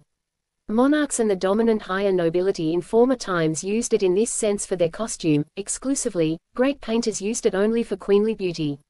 The most beautiful frame, which Raphael could find for the divine forms of Fornarina and Titian for the roseate body of his beloved, was dark furs. Thanks for the learned discourse on love, said Wanda, but you haven't told me everything. You associate something entirely individual with furs. Certainly, I cried. I have repeatedly told you that suffering has a peculiar attraction for me. Nothing can intensify my passion more than tyranny, cruelty, and especially the faithlessness of a beautiful woman. And I cannot imagine this woman, this strange ideal derived from an aesthetics of ugliness, this soul of Nero in the body of a Phryne, except in furs. I understand, Wanda interrupted. It gives a dominant and imposing quality to a woman. Not only that, I continued. You know I am supersensual. With me everything has its roots in the imagination, and thence it receives its nourishment. I was already prematurely developed and highly sensitive, when at about the age of 10 the legends of the martyrs fell into my hands. I remember reading with a kind of horror, which really was rapture, of how they pined in prisons, were laid on the gridiron, pierced with arrows, boiled in pitch, thrown to wild animals, nailed to the cross, and suffered the most horrible torment with a kind of joy. To suffer and endure cruel torture from then on seemed to me exquisite delight, especially when it was inflicted by a beautiful woman, for ever since I can remember all poetry and everything demonic was for me concentrated in woman. I literally carried the idea into a sort of cult. I felt there was something sacred in sex, in fact, it was the only sacred thing. In woman and her beauty I saw something divine, because the most important function of existence, the continuation of the species, is her vocation. To me woman represented a personification of nature, Isis, and man was her priest, her slave. In contrast to him she was cruel like nature herself, who tosses aside whatever has served her purposes as soon as she no longer has need for it. To him her cruelties, even death itself, still were sensual raptures. I envied King Gunther whom the mighty Brunhilde fettered on the bridal night, and the poor troubadour whom his capricious mistress had sewed in the skins of wolves to have him hunted like game. I envied the knight Tirid whom the daring Amazon Shaka craftily ensnared in a forest near Prague, and carried to her castle Divan, where, after having amused herself a while with him, she had him broken on the wheel. Disgusting, cried Wanda. I almost wish you might fall into the hands of a woman of their savage race. In the wolf's skin, under the teeth of the dogs, or upon the wheel, you would lose the taste for your kind of poetry. Do you think so? I hardly do. Have you actually lost your senses? Possibly. But let me go on. I developed a perfect passion for reading stories in which the extremist cruelties were described. I loved especially to look at pictures and prints which represented them. All the sanguinary tyrants that ever occupied a throne, the inquisitors who had the heretics tortured, roasted, and butchered, all the women whom the pages of history have recorded as lustful, beautiful, and violent women like Libussa, Lucretia Borgia, Agnes of Hungary, Queen Margot, Isabeau, the Sultana Roxolane, the Russian Tsarinas of last century, all these I saw in furs or in robes bordered with ermine. And so furs now rouse strange imaginings in you, said Wanda, and simultaneously she began to drape her magnificent fur cloak coquettishly about her, so that the dark shining sable played beautifully around her bust and arms. Well, how do you feel now, half broken on the wheel? Her piercing green eyes rested on me with a peculiar mocking satisfaction. Overcome by desire, I flung myself down before her, and threw my arms about her. Yes, you have awakened my dearest dream, I cried. It has slept long enough. And this is. She put her hand on my neck. I was seized with a sweet intoxication under the influence of this warm little hand and of her regard, which, tenderly searching, fell upon me through her half-closed lids. To be the slave of a beautiful woman, whom I love, whom I worship. And who on that account maltreats you, interrupted Wanda, laughing. Yes, who fetters me and whips me, treads me underfoot, the while she gives herself to another. And who in her wantonness will go so far as to make a present of you to your successful rival when driven insane by jealousy you must meet him face to face, who will turn you over to his absolute mercy. Why not? This final tableau doesn't please you so well. I looked at Wanda frightened. You surpass my dreams. Yes, we women are inventive, she said. Take heed, when you find your ideal, it might easily happen that she will treat you more cruelly than you anticipate.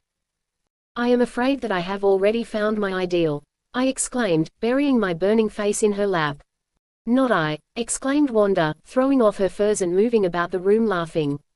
She was still laughing as I went downstairs, and when I stood musing in the yard, I still heard her peals of laughter above. Do you really then expect me to embody your ideal? Wanda asked archly, when we met in the park today. At first I could find no answer. The most antagonistic emotions were battling within me. In the meantime she sat down on one of the stone benches, and played with a flower. Well, am I? I kneeled down and seized her hands. Once more I beg you to become my wife, my true and loyal wife. If you can't do that, then become the embodiment of my ideal, absolutely, without reservation, without softness. You know I am ready at the end of a year to give you my hand, if you prove to be the man I am seeking, Wanda replied very seriously, but I think you would be more grateful to me if through me you realized your imaginings. Well, which do you prefer? I believe that everything my imagination has dreamed lies latent in your personality. You are mistaken. I believe, I continued, that you enjoy having a man wholly in your power, torturing him. No, no, she exclaimed quickly, or perhaps. She pondered. I don't understand myself any longer, she continued, but I have a confession to make to you. You have corrupted my imagination and inflamed my blood. I am beginning to like the things you speak of. The enthusiasm with which you speak of a Pompadour, a Catherine II, and all the other selfish, frivolous, cruel women, carries me away and takes hold of my soul. It urges me on to become like those women, who in spite of their vileness were slavishly adored during their lifetime and still exert a miraculous power from their graves. You will end by making of me a despot in miniature, a domestic Pompadour.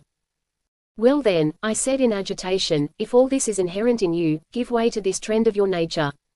Nothing halfway. If you can't be a true and loyal wife to me, be a demon. I was nervous from loss of sleep, and the proximity of the beautiful woman affected me like a fever. I no longer recall what I said, but I remember that I kissed her feet, and finally raised her foot and put my neck under it. She withdrew it quickly, and rose almost angrily. If you love me, Severin, she said quickly, and her voice sounded sharp and commanding, never speak to me of those things again. Understand, never. Otherwise I might really. She smiled and sat down again. I am entirely serious, I exclaimed, half raving. I adore you so infinitely that I am willing to suffer anything from you, for the sake of spending my whole life near you. Severin, once more I warn you. Your warning is vain. Do with me what you will, as long as you don't drive me away. Severin, replied Wanda, I am a frivolous young woman. It is dangerous for you to put yourself so completely in my power. You will end by actually becoming a plaything to me. Who will give warrant that I shall not abuse your insane desire? Your own nobility of character. Power makes people overbearing. Be it, I cried, tread me underfoot. Wanda threw her arms around my neck, looked into my eyes, and shook her head. I am afraid I can't, but I will try, for your sake, for I love you, Severin, as I have loved no other man. Today she suddenly took her hat and shawl, and I had to go shopping with her. She looked at whips, long whips with a short handle, the kind that are used on dogs. Are these satisfactory? Said the shopkeeper. No, they are much too small, replied Wanda, with a side glance at me. I need a large. For a bulldog, I suppose. Opined the merchant. Yes, she exclaimed, of the kind that are used in Russia for intractable slaves. She looked further and finally selected a whip, at whose side I felt a strange creeping sensation. Now goodbye, Severin, she said. I have some other purchases to make, but you can't go along. I left her and took a walk.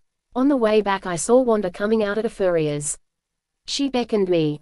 Consider it well, she began in good spirits, I have never made a secret of how deeply your serious, dreamy character has fascinated me. The idea of seeing this serious man wholly in my power, actually lying enraptured at my feet, of course, stimulates me, but will this attraction last? Woman loves a man, she maltreats a slave, and ends by kicking him aside. Very well then, kick me aside, I replied, when you are tired of me. I want to be your slave. Dangerous forces lie within me, said Wanda, after we had gone a few steps further. You awaken them, and not to your advantage.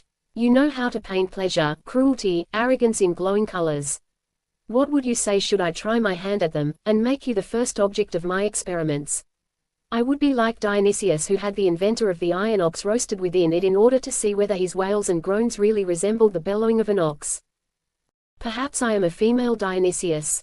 Be it, I exclaimed, and my dreams will be fulfilled. I am yours for good or evil, choose. The destiny that lies concealed within my breast drives me on, demoniacally, relentlessly. My beloved, I do not care to see you today or tomorrow, and not until evening the day after tomorrow, and then as my slave. Your mistress Wanda. As my slave was underlined. I read the note which I received early in the morning a second time. Then I had a donkey saddled, an animal symbolic of learned professors, and rode into the mountains. I wanted to numb my desire, my yearning, with the magnificent scenery of the Carpathians. I am back, tired, hungry, thirsty, and more in love than ever. I quickly change my clothes, and a few moments later knock at her door. Come in. I enter. She is standing in the center of the room, dressed in a gown of white satin which floods down her body like light. Over it she wears a scarlet kazabika, richly edged with ermine. Upon her powdered, snowy hair is a little diadem of diamonds. She stands with her arms folded across her breast, and with her brows contracted. Wanda. I run toward her, and am about to throw my arm about her to kiss her. She retreats a step, measuring me from top to bottom. Slave. Mistress. I kneel down, and kiss the hem of her garment. That is as it should be. Oh, how beautiful you are. Do I please you? She stepped before the mirror, and looked at herself with proud satisfaction. I shall become mad. Her lower lip twitched derisively, and she looked at me mockingly from behind half-closed lids. Give me the whip. I looked about the room. No, she exclaimed, stay as you are, kneeling. She went over to the fireplace, took the whip from the mantelpiece, and, watching me with a smile, let it hiss through the air. Then she slowly rolled up the sleeve of her fur jacket. Marvelous woman, I exclaimed. Silence, slave. She suddenly scowled, looked savage, and struck me with the whip. A moment later she threw her arm tenderly about me, and pityingly bent down to me. Did I hurt you? She asked, half shyly, half timidly. No, I replied, and even if you had, pains that come through you are a joy. Strike again, if it gives you pleasure. But it doesn't give me pleasure. Again I was seized with that strange intoxication. Whip me, I begged, whip me without mercy. Wanda swung the whip, and hit me twice. Are you satisfied now? No. Seriously, no. Whip me, I beg you, it is a joy to me. Yes, because you know very well that it isn't serious, she replied, because I haven't the heart to hurt you. This brutal game goes against my grain. Were I really the woman who beats her slaves you would be horrified. No, Wanda, I replied, I love you more than myself, I am devoted to you for death and life. In all seriousness, you can do with me whatever you will, whatever your caprice suggests. Severin, tread me underfoot, I exclaimed, and flung myself face to the floor before her. I hate all this play acting, said Wanda impatiently. Well, then maltreat me seriously. An uncanny pause. Severin, I warn you for the last time, began Wanda. If you love me, be cruel towards me, I pleaded with appraised eyes. If I love you, repeated Wanda. Very well. She stepped back and looked at me with a sombre smile. Be then my slave, and know what it means to be delivered into the hands of a woman. And at the same moment she gave me a kick. How do you like that, slave? Then she flourished the whip. Get up. I was about to rise. Not that way, she commanded, on your knees. I obeyed, and she began to apply the lash. The blows fell rapidly and powerfully on my back and arms. Each one cut into my flesh and burned there, but the pains enraptured me. They came from her whom I adored, and for whom I was ready at any hour to lay down my life. She stopped. I am beginning to enjoy it, she said, but enough for today. I am beginning to feel a demonic curiosity to see how far your strength goes. I take a cruel joy in seeing you tremble and writhe beneath my whip, and in hearing your groans and wails. I want to go on whipping without pity until you beg for mercy, until you lose your senses. You have awakened dangerous elements in my being. But now get up. I seized her hand to press it to my lips. What impudence! She shoved me away with her foot. Out of my sight, slave. After having spent a feverish night filled with confused dreams, I awoke. Dawn was just beginning to break. How much of what was hovering in my memory was true? What had I actually experienced and what had I dreamed? That I had been whipped was certain. I can still feel each blow, and count the burning red stripes on my body. And she whipped me. Now I know everything. My dream has become truth. How does it make me feel? Am I disappointed in the realization of my dream? No, I am merely somewhat tired, but her cruelty has enraptured me. Oh, how I love her, adore her. All this cannot express in the remotest way my feeling for her, my complete devotion to her. What happiness to be her slave. She calls to me from her balcony. I hurry upstairs. She is standing on the threshold, holding out her hand in friendly fashion. I am ashamed of myself, she says, while I embrace her, and she hides her head against my breast. Why? Please try to forget the ugly scene of yesterday, she said with quivering voice. I have fulfilled your mad wish, now let us be reasonable and happy and love each other, and in a year I will be your wife. My mistress, I exclaimed, and I your slave. Not another word of slavery, cruelty, or the whip, interrupted Wanda. I shall not grant you any of those favors, none except wearing my fur jacket. Come and help me into it. The little bronze clock on which stood a cupid who had just shot his bolt struck midnight. I rose, and wanted to leave. Wanda said nothing, but embraced me and drew me back on the ottoman. She began to kiss me anew, and this silent language was so comprehensible, so convincing. And it told me more than I dared to understand. A languid abandonment pervaded Wanda's entire being. What a voluptuous softness there was in the gloaming of her half-closed eyes, in the red flood of her hair which shimmered faintly under the white powder, in the red and white satin which crackled about her with every movement, in the swelling ermine of the kazabika in which she carelessly nestled. Please, I stammered, but you will be angry with me. Do with me what you will, she whispered. Well, then whip me, or I shall go mad. Haven't I forbidden you, said Wanda sternly, but you were incorrigible. Oh, I am so terribly in love. I had sunken on my knees, and was burying my glowing face in her lap. I really believe, said Wanda thoughtfully, that your madness is nothing but a demonic, unsatisfied sensuality. Our unnatural way of life must generate such illnesses. Were you less virtuous, you would be completely sane. Well then, make me sane, I murmured. My hands were running through her hair and playing tremblingly with the gleaming fur, which rose and fell like a moonlit wave upon her heaving bosom, and drove all my senses into confusion. And I kissed her. No, she kissed me savagely, pitilessly, as if she wanted to slay me with her kisses. I was as in a delirium, and had long since lost my reason, but now I, too, was breathless. I sought to free myself. What is the matter? Asked Wanda. I am suffering agonies. You are suffering, she broke out into a loud amused laughter. You laugh. I moaned, have you no idea? She was serious all of a sudden. She raised my head in her hands, and with a violent gesture drew me to her breast. Wanda, I stammered. Of course, you enjoy suffering, she said, and laughed again, but wait, I'll bring you to your senses. No, I will no longer ask, I exclaimed, whether you want to belong to me for always or for only a brief moment of intoxication. I want to drain my happiness to the full. You are mine now, and I would rather lose you than never to have had you. Now you are sensible, she said. She kissed me again with her murderous lips. I tore the ermine apart and the covering of lace and her naked breast surged against mine. Then my senses left me. The first thing I remember is the moment when I saw blood dripping from my hand, and she asked apathetically, did you scratch me? No, I believe, I have bitten you. It is strange how every relation in life assumes a different face as soon as a new person enters. We spent marvelous days together, we visited the mountains and lakes, we read together, and I completed Wanda's portrait. And how we loved one another, how beautiful her smiling face was. Then a friend of hers arrived, a divorced woman somewhat older, more experienced, and less scrupulous than Wanda. Her influence is already making itself felt in every direction. Wanda wrinkles her brows, and displays a certain impatience with me. Has she ceased loving me? For almost a fortnight this unbearable restraint has lain upon us. Her friend lives with her, and we are never alone. A circle of men surrounds the young women. With my seriousness and melancholy I am playing an absurd role as lover. Wanda treats me like a stranger. Today, while out walking, she stayed behind with me. I saw that this was done intentionally, and I rejoiced. But what did she tell me?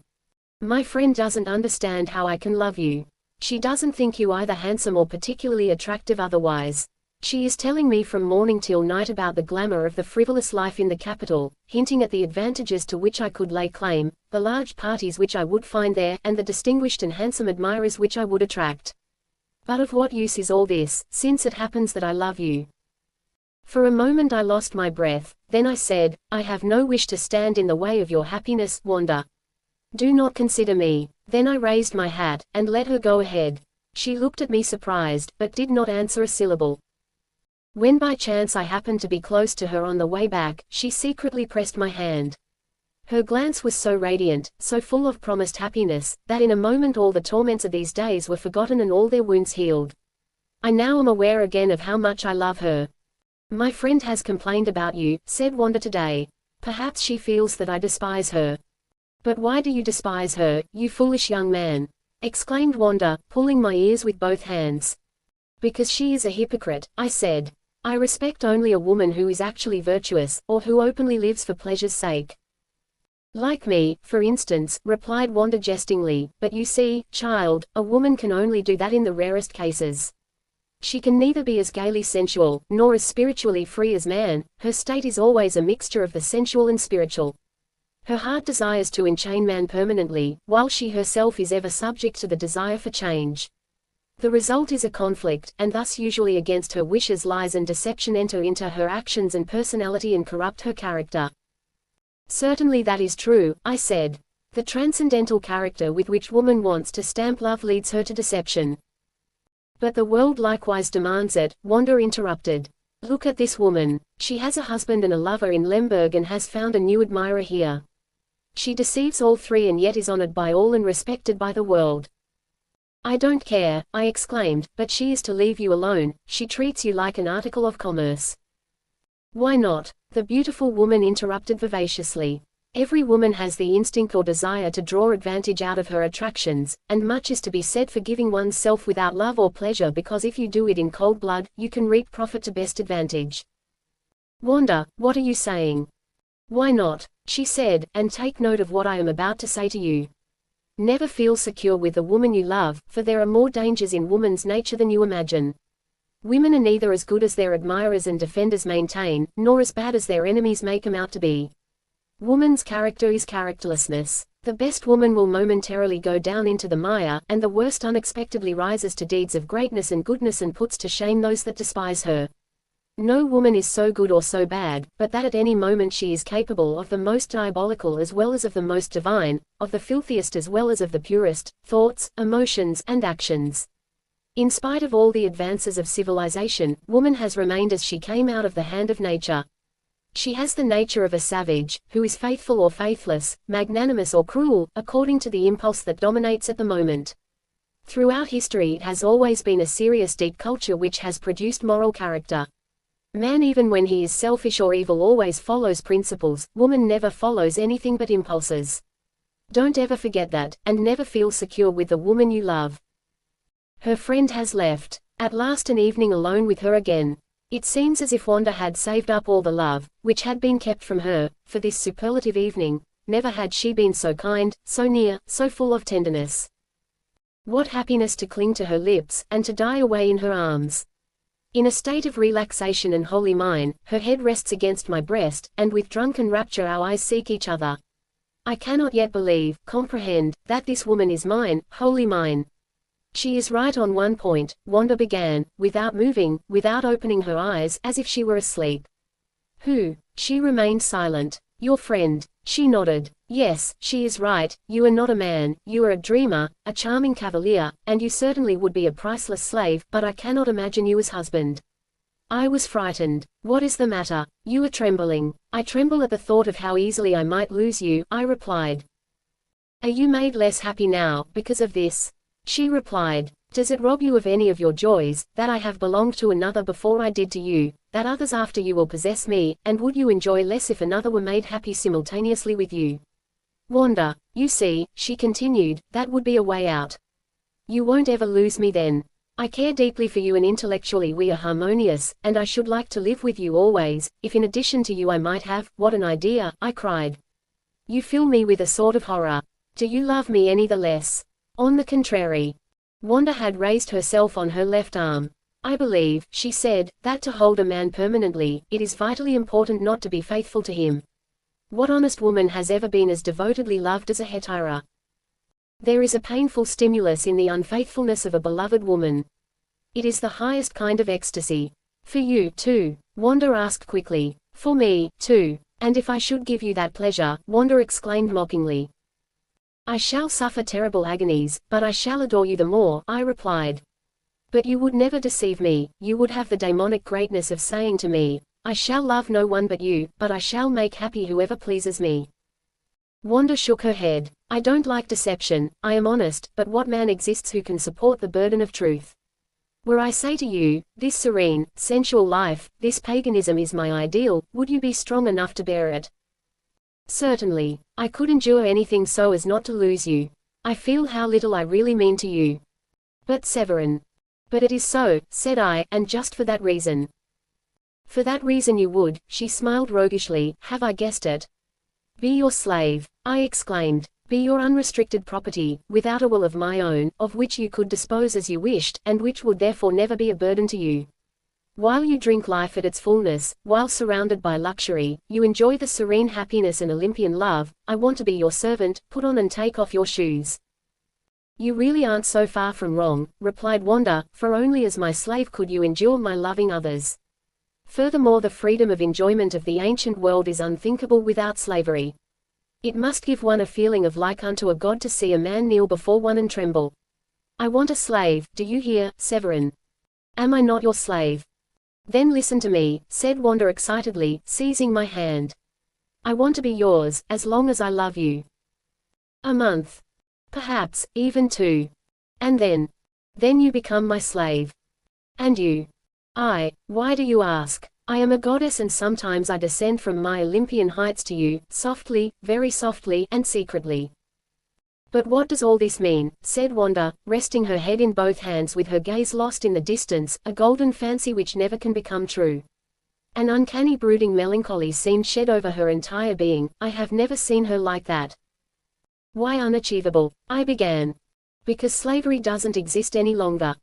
Then we will go to a country where it still exists, to the Orient, to Turkey, I said eagerly. You would, Severin, in all seriousness, Wanda replied. Her eyes burned. Yes, in all seriousness, I want to be your slave, I continued. I want your power over me to be sanctified by law, I want my life to be in your hands, I want nothing that could protect or save me from you. Oh, what a voluptuous joy when once I feel myself entirely dependent upon your absolute will, your whim, at your beck and call.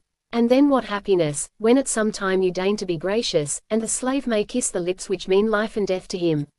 I knelt down, and leaned my burning forehead against her knee. You are talking as in a fever, said Wanda agitatedly, and you really love me so endlessly. She held me to her breast, and covered me with kisses. You really want it. I swear to you now by God and my honor, that I shall be your slave, wherever and whenever you wish it, as soon as you command, I exclaimed, hardly master of myself. And if I take you at your word, said Wanda. Please do. All this appeals to me, she said then. It is different from anything else, to know that a man who worships me, and whom I love with all my heart, is so wholly mine, dependent on my will and caprice, my possession and slave, while she looked strangely at me. If I should become frightfully frivolous you are to blame, she continued. It almost seems as if you were afraid of me already, but you have sworn. And I shall keep my oath. I shall see to that, she replied. I am beginning to enjoy it, and, heaven help me, we won't stick to fancies now. You shall become my slave, and I shall try to be Venus in furs. I thought that at last I knew this woman, understood her, and now I see I have to begin at the very beginning again. Only a little while ago her reaction to my dreams was violently hostile, and now she tries to carry them into execution with the soberest seriousness. She has drawn up a contract according to which I give my word of honor and agree under oath to be her slave, as long as she wishes. With her arm around my neck she reads this, unprecedented, incredible document to me. The end of each sentence she punctuates with a kiss. But all the obligations in the contract are on my side, I said, teasing her. Of course, she replied with great seriousness, you cease to be my lover, and consequently I am released from all duties and obligations towards you. You will have to look upon my favors as pure benevolence. You no longer have any rights, and no longer can lay claim to any. There can be no limit to my power over you. Remember, that you won't be much better than a dog, or some inanimate object. You will be mine, my plaything, which I can break to pieces, whenever I want an hour's amusement. You are nothing, I am everything. Do you understand? She laughed and kissed me again, and yet a sort of cold shiver ran through me. Won't you allow me a few conditions, I began. Conditions. She contracted her forehead. Ah, you are afraid already, or perhaps you regret, but it is too late now. You have sworn, I have your word of honor. But let me hear them. First of all I should like to have it included in our contract, that you will never completely leave me, and then that you will never give me over to the mercies of any of your admirers. But Severin, exclaimed Wanda with her voice full of emotion and with tears in her eyes, how can you imagine that I, and you, a man who loves me so absolutely, who puts himself so entirely in my power, she halted. No, no, I said, covering her hands with kisses. I don't fear anything from you that might dishonor me. Forgive me the ugly thought. Wanda smiled happily, leaned her cheek against mine, and seemed to reflect. You have forgotten something, she whispered coquettishly, the most important thing. A condition. Yes, that I must always wear my furs, exclaimed Wanda. But I promise you I'll do that anyhow because they give me a despotic feeling. And I shall be very cruel to you, do you understand? Shall I sign the contract? I asked. Not yet, said Wanda. I shall first add your conditions, and the actual signing won't occur until the proper time and place. In Constantinople. No, I have thought things over. What special value would there be in owning a slave where everyone owns slaves? What I want is to have a slave, I alone, here in our civilized sober, Philistine world, and a slave who submits helplessly to my power solely on account of my beauty and personality, not because of law, of property rights, or compulsions. This attracts me. But at any rate we will go to a country where we are not known and where you can appear before the world as my servant without embarrassment. Perhaps to Italy, to Rome or Naples. We were sitting on Wanda's ottoman. She wore her ermine jacket, her hair was loose and fell like a lion's mane down her back. She clung to my lips, drawing my soul from my body. My head whirled, my blood began to seethe, my heart beat violently against hers. I want to be absolutely in your power, Wanda, I exclaimed suddenly, seized by that frenzy of passion when I can scarcely think clearly or decide freely. I want to put myself absolutely at your mercy for good or evil without any condition, without any limit to your power. While saying this I had slipped from the ottoman, and lay at her feet looking up at her with drunken eyes. How beautiful you now are, she exclaimed, your eyes half broken in ecstasy fill me with joy, carry me away. How wonderful your look would be if you were being beaten to death, in the extreme agony. You have the eye of a martyr. Sometimes, nevertheless, I have an uneasy feeling about placing myself so absolutely, so unconditionally into a woman's hands. Suppose she did abuse my passion, her power. Well, then I would experience what has occupied my imagination since my childhood, what has always given me the feeling of seductive terror. A foolish apprehension. It will be a wanton game she will play with me, nothing more. She loves me, and she is good, a noble personality, incapable of a breach of faith. But it lies in her hands, if she wants to she can. What a temptation in this doubt, this fear. Now I understand Manon Lescaut and the poor Chevalier, who, even in the pillory, while she was another man's mistress, still adored her. Love knows no virtue, no profit, it loves and forgives and suffers everything, because it must. It is not our judgment that leads us, it is neither the advantages nor the faults which we discover, that make us abandon ourselves, or that repel us. It is a sweet, soft, enigmatic power that drives us on. We cease to think, to feel, to will, we let ourselves be carried away by it, and ask not whither. A Russian prince made his first appearance today on the promenade. He aroused general interest on account of his athletic figure, magnificent face, and splendid bearing. The women particularly gaped at him as though he were a wild animal, but he went his way gloomily without paying attention to anyone. He was accompanied by two servants, one a Negro, completely dressed in red satin, and the other a Circassian in his full gleaming uniform. Suddenly he saw Wanda, and fixed his cold piercing look upon her, he even turned his head after her, and when she had passed, he stood still and followed her with his eyes. And she veritably devoured him with her radiant green eyes, and did everything possible to meet him again. The cunning coquetry with which she walked, moved, and looked at him, almost stifled me. On the way home I remarked about it. She knit her brows. What do you want, she said, the prince is a man whom I might like, who even dazzles me, and I am free. I can do what I please, don't you love me any longer, I stammered, frightened. I love only you, she replied, but I shall have the prince pay court to me. Wanda. Aren't you my slave? She said calmly. Am I not Venus, the cruel northern Venus in furs? I was silent. I felt literally crushed by her words, her cold look entered my heart like a dagger. You will find out immediately the prince's name, residence, and circumstances, she continued. Do you understand? But. No argument, obey, exclaimed Wanda, more sternly than I would have thought possible for her, and don't dare to enter my sight until you can answer my questions. It was not till afternoon that I could obtain the desired information for Wanda. She let me stand before her like a servant, while she leaned back in her armchair and listened to me, smiling. Then she nodded, she seemed to be satisfied. Bring me my footstool, she commanded shortly. I obeyed, and after having put it before her and having put her feet on it, I remained kneeling. How will this end? I asked sadly after a short pause. She broke into playful laughter. Why, things haven't even begun yet. You are more heartless than I imagined, I replied, hurt. Severin, Wanda began earnestly. I haven't done anything yet, not the slightest thing, and you are already calling me heartless. What will happen when I begin to carry your dreams to their realization, when I shall lead a gay, free life and have a circle of admirers about me, when I shall actually fulfill your ideal, tread you underfoot and apply the lash? You take my dreams too seriously. Too seriously. I can't stop at make-believe, when once I begin, she replied. You know I hate all play acting and comedy. You have wished it. Was it my idea or yours? Did I persuade you or did you inflame my imagination? I am taking things seriously now. Wanda, I replied, caressingly, listen quietly to me. We love each other infinitely, we are very happy, will you sacrifice our entire future to a whim? It is no longer a whim, she exclaimed. What is it? I asked frightened. Something that was probably latent in me, she said quietly and thoughtfully. Perhaps it would never have come to light, if you had not called it to life, and made it grow.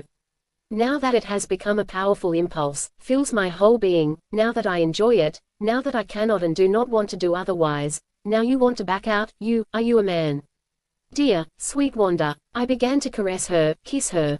Don't, you are not a man, and I flared up. I am stubborn, she said, you know that. I haven't a strong imagination, and like you I am weak in execution. But when I make up my mind to do something, I carry it through, and the more certainly, the more opposition I meet. Leave me alone. She pushed me away, and got up. Wanda, I likewise rose, and stood facing her. Now you know what I am, she continued. Once more I warn you. You still have the choice. I am not compelling you to be my slave. Wanda, I replied with emotion and tears filling my eyes, don't you know how I love you? Her lips quivered contemptuously. You are mistaken, you make yourself out worse than you are good and noble by nature. What do you know about my nature? She interrupted vehemently, you will get to know me as I am. Wanda, decide, will you submit, unconditionally? And if I say no, then... She stepped close up to me, cold and contemptuous. As she stood before me now, the arms folded across her breast, with an evil smile about her lips, she was in fact the despotic woman of my dreams. Her expression seemed hard, and nothing lay in her eyes that promised kindness or mercy. Well, she said at last. You are angry, I cried, you will punish me. Oh no, she replied, I shall let you go. You are free. I am not holding you. Wanda, I, who love you so. Yes, you, my dear sir, you who adore me, she exclaimed contemptuously, but who are a coward, a liar, and a breaker of promises. Leave me instantly. Wanda, I. Wretch. My blood rose in my heart. I threw myself down at her feet and began to cry. Tears, too. She began to laugh. Oh, this laughter was frightful. Leave me, I don't want to see you again. Oh my God, I cried, beside myself.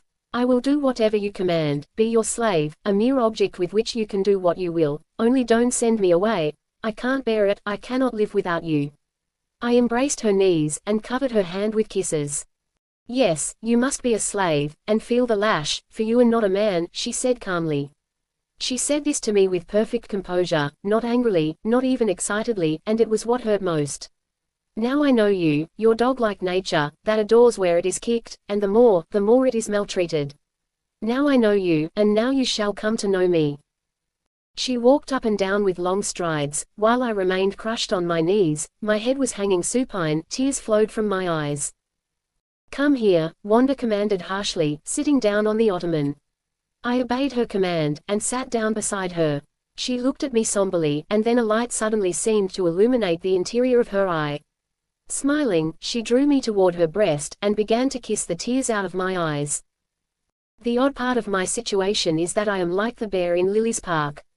I can escape and don't want to, I am ready to endure everything as soon as she threatens to set me free. If only she would use the whip again. There is something uncanny in the kindness with which she treats me. I seem like a little captive mouse with which a beautiful cat prettily plays. She is ready at any moment to tear it to pieces, and my heart of a mouse threatens to burst. What are her intentions? What does she purpose to do with me? It seems she has completely forgotten the contract, my slavehood. Or was it actually only stubbornness? And she gave up her whole plan as soon as I no longer opposed her and submitted to her imperial whim. How kind she is to me, how tender, how loving. We are spending marvelously happy days. Today she had me read to her the scene between Faust and Mephistopheles, in which the latter appears as a wandering scholar. Her glance hung on me with strange pleasure. I don't understand, she said when I had finished, how a man who can read such great and beautiful thoughts with such expression, and interpret them so clearly, concisely, and intelligently, can at the same time be such a visionary and supersensual ninny as you are. Were you pleased, said I, and kissed her forehead. She gently stroked my brow. I love you, Severin, she whispered. I don't believe I could ever love anyone more than you. Let us be sensible, what do you say? Instead of replying, I folded her in my arms, a deep inward, yet vaguely sad happiness filled my breast, my eyes grew moist, and a tear fell upon her hand. How can you cry? She exclaimed, you were a child. On a pleasure drive we met the Russian prince in his carriage. He seemed to be unpleasantly surprised to see me by Wanda's side, and looked as if he wanted to pierce her through and through with his electric grey eyes. She, however, did not seem to notice him. I felt at that moment like kneeling down before her and kissing her feet. She let her glance glide over him indifferently as though he were an inanimate object, a tree, for instance, and turned to me with her gracious smile. When I said good night to her today, she seemed suddenly unaccountably distracted and moody. What was occupying her? I am sorry you are going, she said when I was already standing on the threshold. It is entirely in your hands to shorten the hard period of my trial, to cease tormenting me, I pleaded. Do you imagine that this compulsion isn't a torment for me, too? Wanda interjected. Then end it, I exclaimed, embracing her, be my wife. Never, Severin, she said gently, but with great firmness. What do you mean? I was frightened in my innermost soul. You are not the man for me. I looked at her, and slowly withdrew my arm which was still about her waist, then I left the room, and she did not call me back. A sleepless night, I made countless decisions, only to toss them aside again. In the morning I wrote her a letter in which I declared our relationship dissolved. My hand trembled when I put on the seal, and I burned my fingers. As I went upstairs to hand it to the maid, my knees threatened to give way. The door opened, and Wanda thrust forth her head full of curling papers. I haven't had my hair dressed yet, she said, smiling. What have you there? A letter, for me. I nodded. Ah, you want to break with me, she exclaimed, mockingly. Didn't you tell me yesterday that I wasn't the man for you? I repeat it now. Very well, then. My whole body was trembling, my voice failed me, and I handed her the letter. Keep it, she said, measuring me coldly. You forget that is no longer a question as to whether you satisfy me as a man, as a slave you will doubtless do well enough. Madam, I exclaimed, aghast. That is what you will call me in the future, replied Wanda, throwing back her head with a movement of unutterable contempt. Put your affairs in order within the next 24 hours. The day after tomorrow I shall start for Italy, and you will accompany me as my servant. Wanda. I forbid any sort of familiarity, she said, cutting my words short. Likewise you are not to come in unless I call or ring for you, and you are not to speak to me until you are spoken to. From now on your name is no longer Severin, but Gregor. I trembled with rage, and yet, unfortunately, I cannot deny it, I also felt a strange pleasure and stimulation. But, madam, you know my circumstances, I began in my confusion. I am dependent on my father, and I doubt whether he will give me the large sum of money needed for this journey. That means you have no money, Gregor, said Wanda, delightedly, so much the better, you are then entirely dependent on me, and in fact my slave. You don't consider, I tried to object, that as man of honor it is impossible for me. I have indeed considered it, she replied almost with a tone of command.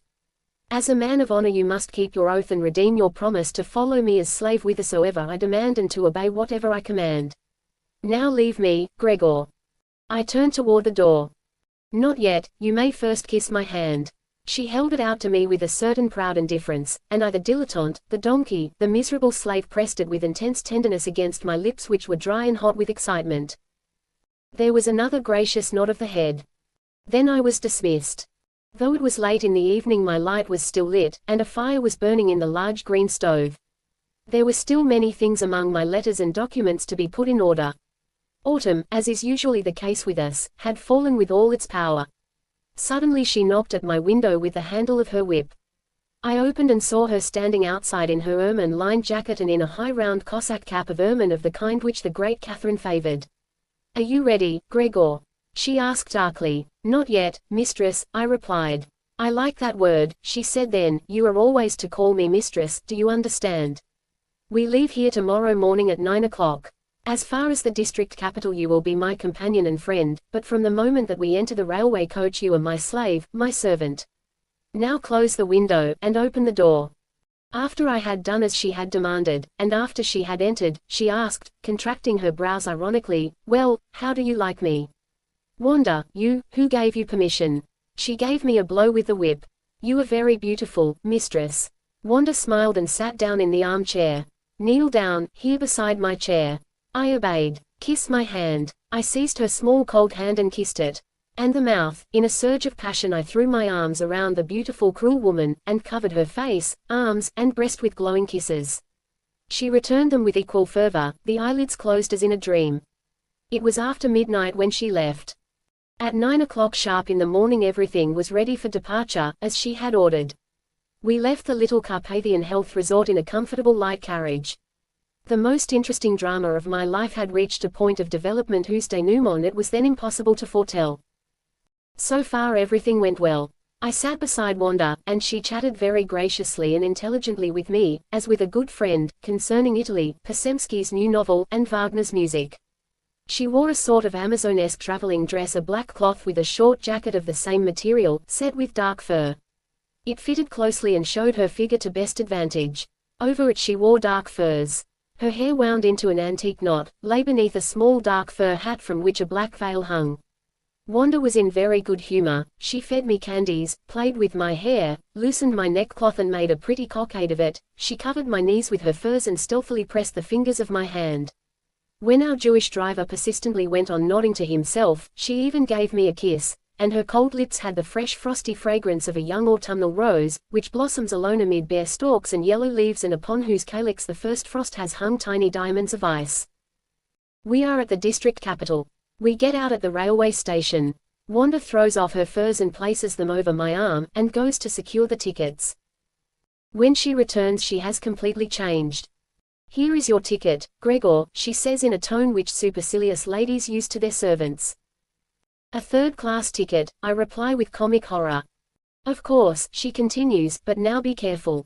You won't get on until I am settled in my compartment and don't need you any longer. At each station you will hurry to my car and ask for my orders. Don't forget. And now give me my furs." After I had helped her into them, humbly like a slave, she went to find an empty first-class coupe. I followed. Supporting herself on my shoulder, she got on and I wrapped her feet in bear skins and placed them on the warming bottle. Then she nodded to me, and dismissed me. I slowly ascended a third-class carriage, which was filled with abominable tobacco smoke that seemed like the fogs of Acheron at the entrance to Hades. I now had the leisure to muse about the riddle of human existence, and about its greatest riddle of all, woman. Whenever the train stops, I jump off, run to her carriage, and with drawn cap await her orders. She wants coffee and then a glass of water, at another time a bowl of warm water to wash her hands, and thus it goes on. She lets several men who have entered her compartment pay court to her.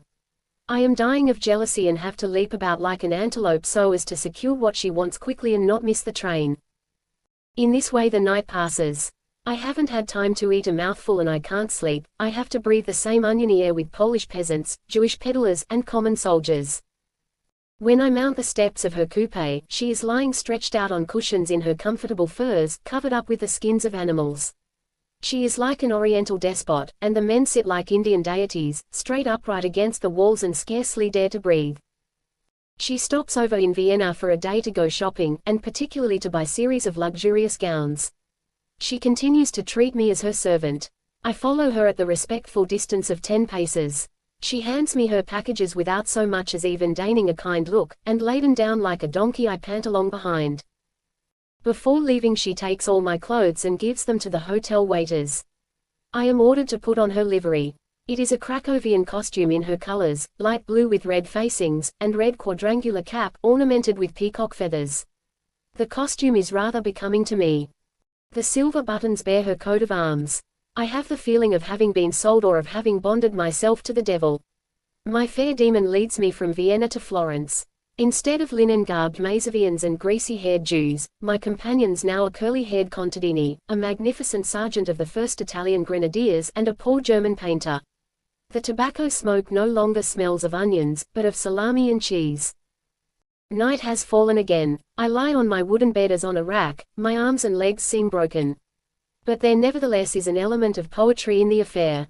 The stars sparkle round about, the Italian sergeant has a face like Apollo Belvedere, and the German painter sings a lovely German song. Now that all the shadows gather and endless stars grow light, deep yearning on me falls and softly fills the night. Through the sea of dreams sailing without cease, sailing goes my soul in thine to find release. And I am thinking of the beautiful woman who is sleeping in regal comfort among her soft furs. Florence. Crowds, cries, importunate porters and cab drivers. Wanda chooses a carriage, and dismisses the porters. What have I a servant for, she says, Gregor, here is the ticket, get the luggage. She wraps herself in her furs and sits quietly in the carriage while I drag the heavy trunks hither, one after another. I break down for a moment under the last one. A good-natured carabiniera with an intelligent face comes to my assistance. She laughs. It must be heavy, said she, all my furs are in it.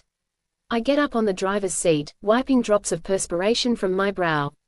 She gives the name of the hotel, and the driver urges on his horse. In a few minutes we halt at the brilliantly illuminated entrance. Have you any rooms? She asks the portier. Yes, madam. 2 for me, 1 for my servant, all with stoves. 2 first-class rooms for you, madam, both with stoves, replied the waiter who had hastily come up, and 1 without heat for your servant. She looked at them, and then abruptly said, they are satisfactory, have fires built at once, my servant can sleep in the unheated room. I merely looked at her. Bring up the trunks, Gregor, she commands, paying no attention to my looks. In the meantime I'll be dressing, and then we'll go down to the dining room, and you can eat something for supper. As she goes into the adjoining room, I drag the trunks upstairs and help the waiter build a fire in her bedroom. He tries to question me in bad French about my employer. With a brief glance I see the blazing fire, the fragrant white poster bed, and the rugs which cover the floor. Tired and hungry I then descend the stairs, and ask for something to eat. A good-natured waiter, who used to be in the Austrian army and takes all sorts of pains to entertain me in German, shows me the dining room and waits on me. I have just had the first fresh drink in 36 hours and the first bite of warm food on my fork, when she enters. I rise. What do you mean by taking me into a dining room in which my servant is eating? She snaps at the waiter, flaring with anger. She turns around and leaves.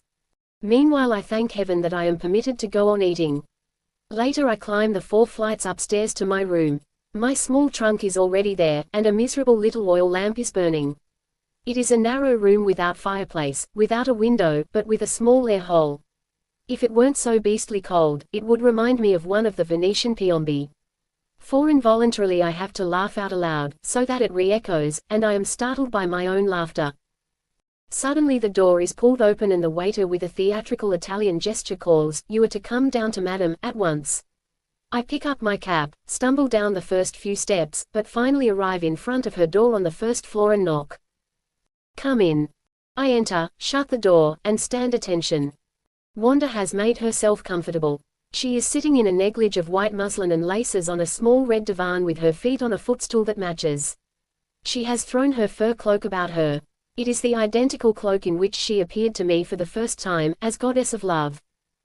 The yellow lights are the candelabra which stand on projections, their reflections in the large mirrors, and the red flames from the open fireplace play beautifully on the green velvet, the dark brown sable of the cloak, the smooth white skin, and the red, flaming hair of the beautiful woman. Her clear, but cold face is turned toward me, and her cold green eyes rest upon me. "I am satisfied with you, Gregor," she began. I bowed. "Come closer." I obeyed.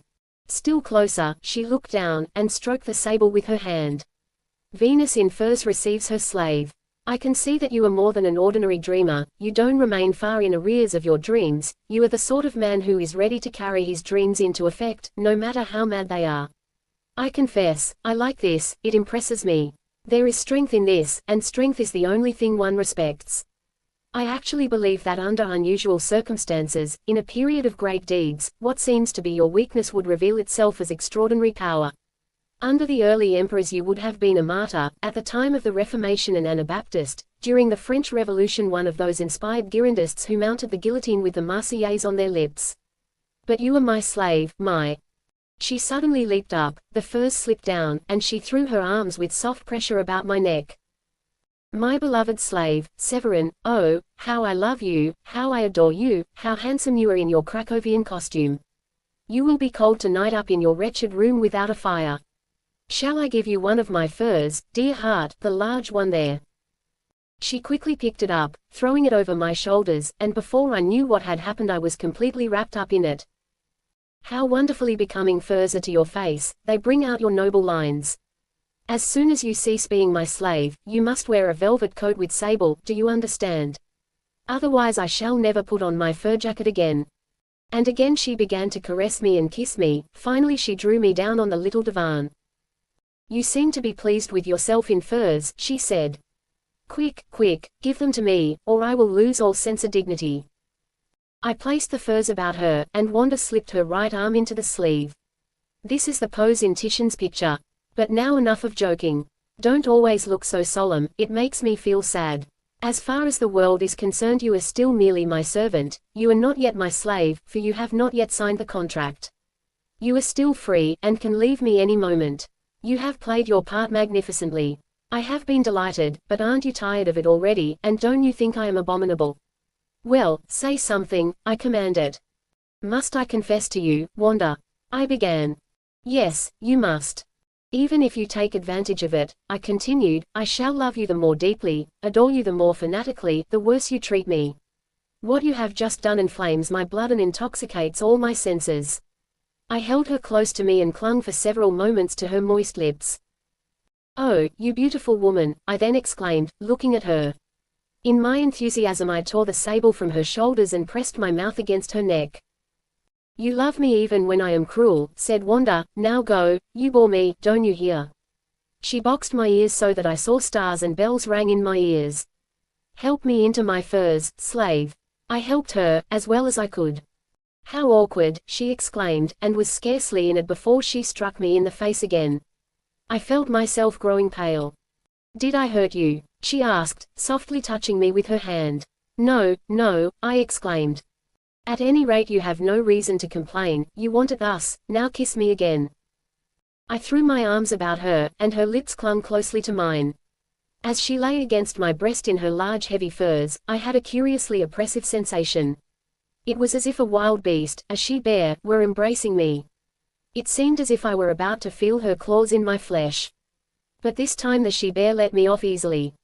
With my heart filled with smiling hopes, I went up to my miserable servant's room, and threw myself down on my hard couch. Life is really amazingly droll, I thought. A short time ago the most beautiful woman, Venus herself, rested against your breast, and now you have an opportunity for studying the Chinese hell.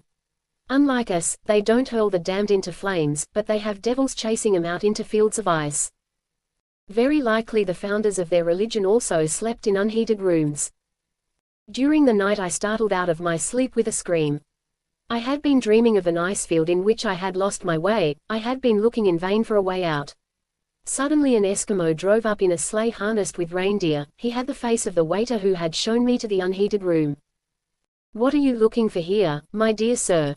He exclaimed. This is the North Pole. A moment later he had disappeared, and Wanda flew over the smooth ice on tiny skates. Her white satin skirt fluttered and crackled, the ermine of her jacket and cap, but especially her face, gleamed whiter than the snow. She shot toward me, enclosed me in her arms, and began to kiss me. Suddenly I felt my blood running warm down my side. What are you doing? I asked horror-stricken. She laughed, and as I looked at her now, it was no longer Wanda, but a huge, white she-bear, who was digging her paws into my body. I cried out in despair, and still heard her diabolical laughter when I awoke, and looked about the room in surprise. Early in the morning I stood at Wanda's door, and the waiter brought the coffee. I took it from him, and served it to my beautiful mistress. She had already dressed, and looked magnificent, all fresh and roseate. She smiled graciously at me and called me back, when I was about to withdraw respectfully. Come, Gregor, have your breakfast quickly too, she said, then we will go house hunting. I don't want to stay in the hotel any longer than I have to. It is very embarrassing here. If I chat with you for more than a minute, people will immediately say, the fair Russian is having an affair with her servant. You see, the race of Catherines isn't extinct yet. Half an hour later we went out. Wanda was in her cloth gown with the Russian cap, and I in my Krakowian costume. We created quite a stir. I walked about 10 paces behind, looking very solemn, but expected momentarily to have to break out into loud laughter. There was scarcely a street in which one or the other of the attractive houses did not bear the sign Camille Immobiliate. Wanda always sent me upstairs, and only when the apartment seemed to answer her requirements did she herself ascend. By noon I was as tired as a staghound after the hunt. We entered a new house and left it again without having found a suitable habitation. Wanda was already somewhat out of humor. Suddenly she said to me, "Severin, the seriousness with which you play your part is charming, and the restrictions, which we have placed upon each other are really annoying me. I can't stand it any longer. I do love you, I must kiss you. Let's go into one of the houses." "But, my lady," I interposed. "Gregor." She entered the next open corridor and ascended a few steps of the dark stairway, then she threw her arms about me with passionate tenderness and kissed me. "Oh, Severin, you were very wise. You are much more dangerous as slave than I would have imagined. You are positively irresistible, and I am afraid I shall have to fall in love with you again." "Don't you love me any longer then?" I asked, seized by a sudden fright. She solemnly shook her head, but kissed me again with her swelling, adorable lips. We returned to the hotel. Wanda had luncheon, and ordered me also quickly to get something to eat. Of course, I wasn't served as quickly as she, and so it happened that just as I was carrying the second bite of my steak to my mouth, the waiter entered and called out with his theatrical gesture, "Madam wants you, at once." I took a rapid and painful leave of my food, and, tired and hungry, hurried toward Wanda, who was already on the street. "I wouldn't have imagined you could be so cruel," I said reproachfully. "With all these fatiguing duties you don't even leave me time to eat in peace." Wanda laughed gaily. "I thought you had finished," she said, "but never mind. Man was born to suffer, and you in particular. The martyrs didn't have any beefsteaks either." I followed her resentfully, gnawing at my hunger. "I have given up the idea of finding a place in the city," Wanda continued. "It will be difficult to find an entire floor which is shut off and where you can do as you please. In such a strange, mad relationship as ours there must be no jarring note. I shall rent an entire villa, and you will be surprised. You have my permission now to satisfy your hunger, and look about a bit in Florence. I won't be home till evening. If I need you then, I will have you called." I looked at the Duomo, the Palazzo Vecchio, the Loggia dei Lanzi, and then I stood for a long time on the banks of the Arno. Again and again I let my eyes rest on the magnificent ancient Florence, whose round cupolas and towers were drawn in soft lines against the blue, cloudless sky. I watched its splendid bridges beneath whose wide arches the lively waves of the beautiful, yellow river ran, and the green hills which surrounded the city, bearing slender cypresses and extensive buildings, palaces and monasteries. It is a different world, this one in which we are, a gay, sensuous, smiling world. The landscape too has nothing of the seriousness and somberness of ours. It is a long ways off to the last white villas scattered among the pale green of the mountains, and yet there isn't a spot that isn't bright with sunlight. The people are less serious than we, perhaps, they think less, but they all look as though they were happy. It is also maintained that death is easier in the south. I have a vague feeling now that such a thing as beauty without thorn and love of the senses without tormentors exist. Wanda has discovered a delightful little villa and rented it for the winter. It is situated on a charming hill on the left bank of the Arno, opposite the Cascine. It is surrounded by an attractive garden with lovely paths, grass plots, and magnificent meadow of camellias. It is only 2 stories high, quadrangular in the Italian fashion. An open gallery runs along one side, a sort of loggia with plaster casts of antique statues. Stone steps lead from it down into the garden. From the gallery you enter a bath with a magnificent marble basin, from which winding stairs lead to my mistress' bedchamber. Wanda occupies the 2nd story by herself. A room on the ground floor has been assigned to me. It is very attractive, and even has a fireplace. I have roamed through the garden. On a round hillock I discovered a little temple, but I found its door locked. However, there is a chink in the door, and when I glue my eye to it, I see the goddess of love on a white pedestal. A slight shudder passes over me. It seems to me as if she was smiling at me saying, "Are you there? I have been expecting you." It is evening. An attractive maid brings me orders to appear before my mistress. I ascend the wide marble stairs, pass through the anteroom, a large salon furnished with extravagant magnificence, and knock at the door of the bedroom. I knock very softly, for the luxury displayed everywhere intimidates me. Consequently no one hears me, and I stand for some time in front of the door. I have a feeling as if I were standing before the bedroom of the great Catherine, and it seems as if at any moment she might come out in her green sleeping furs, with the red ribbon and decoration on her bare breast, and with her little white powdered curls. I knocked again. Wanda impatiently pulls the door open. Why so late? She asks. I was standing in front of the door, but you didn't hear me knock, I reply timidly. She closes the door, and clinging to me, she leads me to the red damask ottoman on which she had been resting. The entire arrangement of the room is in red damask, wallpaper, curtains, portieres, hangings of the bed. A magnificent painting of Samson and Delilah forms the ceiling. Wanda receives me in an intoxicating dishabille. Her white satin dress flows gracefully and picturesquely down her slender body, leaving her arms and breast bare, and carelessly they nestle amid the dark hair of the great fur of sable, lined with green velvet. Her red hair falls down her back as far as the hips, only half held by strings of black pearls. Venus in furs, I whisper, while she draws me to her breast and threatens to stifle me with her kisses. Then I no longer speak and neither do I think, everything is drowned out in an ocean of unimagined bliss. Do you still love me? She asks, her eye softening in passionate tenderness. You ask? I exclaimed. You still remember your oath, she continued with an alluring smile. Now that everything is prepared, everything in readiness, I ask you once more, is it still your serious wish to become my slave? Am I not ready? I asked in surprise. You have not yet signed the papers. Papers? What papers? Oh, I see, you want to give it up, she said. Well then, we will let it go. But Wanda, I said, you know that nothing gives me greater happiness than to serve you, to be your slave. I would give everything for the sake of feeling myself wholly in your power, even unto death. How beautiful you are, she whispered, when you speak so enthusiastically, so passionately. I am more in love with you than ever and you want me to be dominant, stern, and cruel. I am afraid, it will be impossible for me to be so. I am not afraid, I replied smiling. Where are the papers?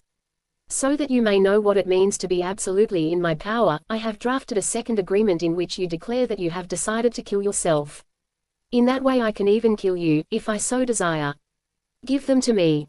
While I was unfolding the documents and reading them, Wanda got pen and ink. She then sat down beside me with her arm about my neck, and looked over my shoulder at the paper. The first one read. Agreement between MME. Von Dunajewn. Severin von Kusiemski. Severin von Kusiemski ceases with the present day being the affianced of MME. Wanda von Dunaju, and renounces all the rights appertaining thereunto. He on the contrary binds himself on his word of honor as a man and nobleman, that hereafter he will be her slave until such time that she herself sets him at liberty again. As the slave of MME. Von Dunaju he is to bear the name Gregor, and he is unconditionally to comply with every one of her wishes, and to obey every one of her commands. He is always to be submissive to his mistress, and is to consider her every sign of favor as an extraordinary mercy. MME. Von Dunaju is entitled not only to punish her slave as she deems best, even for the slightest inadvertence or fault, but also is herewith given the right to torture him as the mood may seize her or merely for the sake of whiling away the time. Should she so desire, she may kill him whenever she wishes. In short, he is her unrestricted property. Should MME. Von Dunaju ever set her slave at liberty, Severin von Kusiemski agrees to forget everything that he has experienced or suffered as her slave, and promises never under any circumstances and in no wise to think of vengeance or retaliation. MME. Von Dunaju on her behalf agrees as his mistress to appear as often as possible in her furs, especially when she purposes some cruelty toward her slave. Appended at the bottom of the agreement was the date of the present day. The second document contained only a few words. Having since many years become weary of existence and its illusions, I have of my own free will put an end to my worthless life. I was seized with a deep horror when I had finished. There was still time, I could still withdraw, but the madness of passion and the sight of the beautiful woman that lay all relaxed against my shoulder carried me away. This one you will have to copy, Severin, said Wanda, indicating the second document.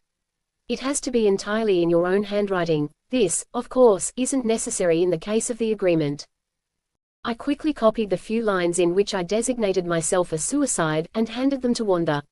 She read them, and put them on the table with a smile. Now have you the courage to sign it?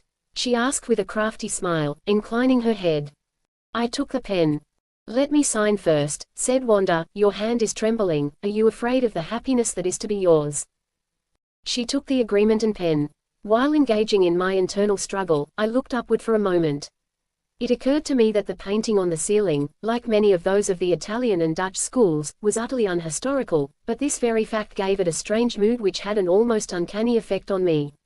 Delilah, an opulent woman with flaming red hair, lay extended, half disrobed, in a dark fur cloak, upon a red ottoman, and bent smiling over Samson, who had been overthrown and bound by the Philistines.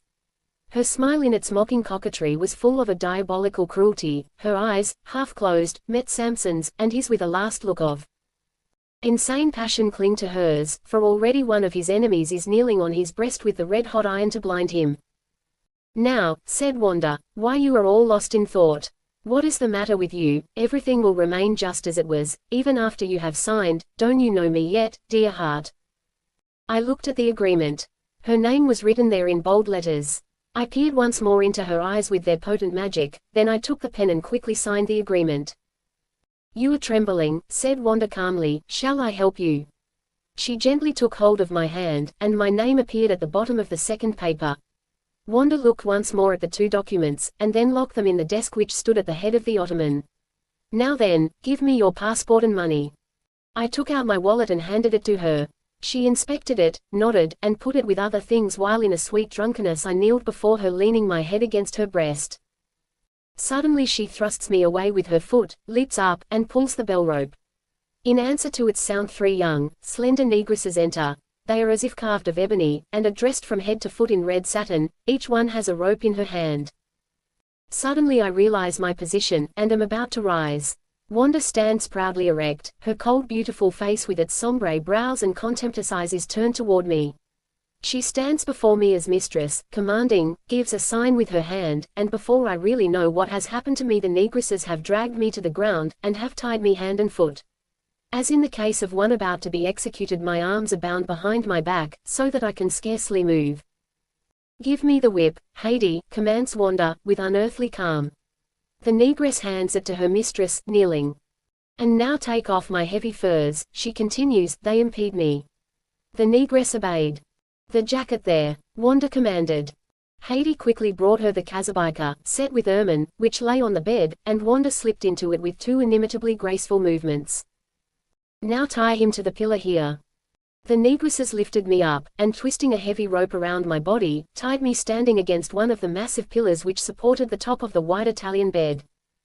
Then they suddenly disappeared, as if the earth had swallowed them. Wanda swiftly approached me. Her white satin dress flowed behind her in a long train, like silver, like moonlight. Her hair flared like flames against the white fur of her jacket.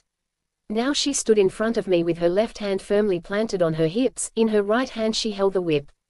She uttered an abrupt laugh. "Now play has come to an end between us," she said with heartless coldness. "Now we will begin in dead earnest.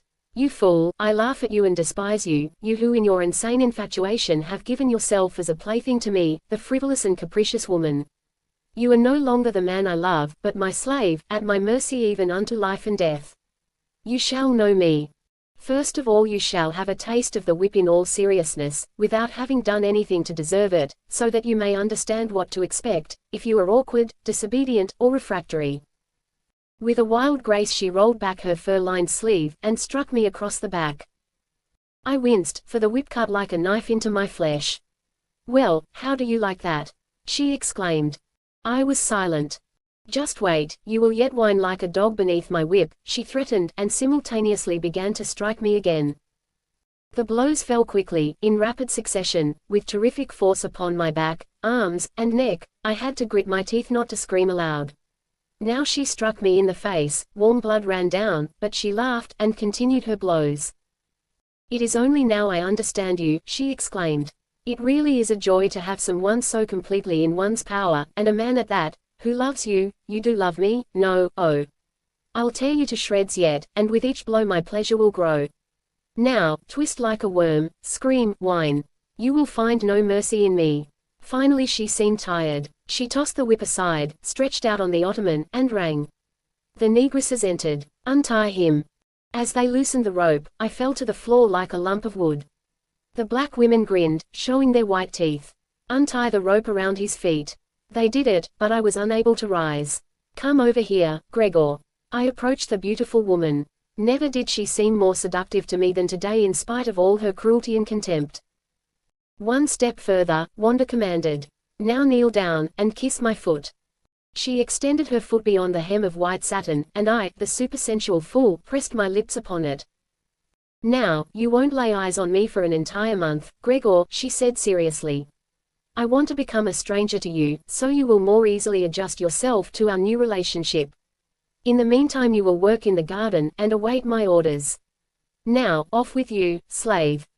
A month has passed with monotonous regularity, heavy work, and a melancholy hunger for her, who is inflicting all these torments on me.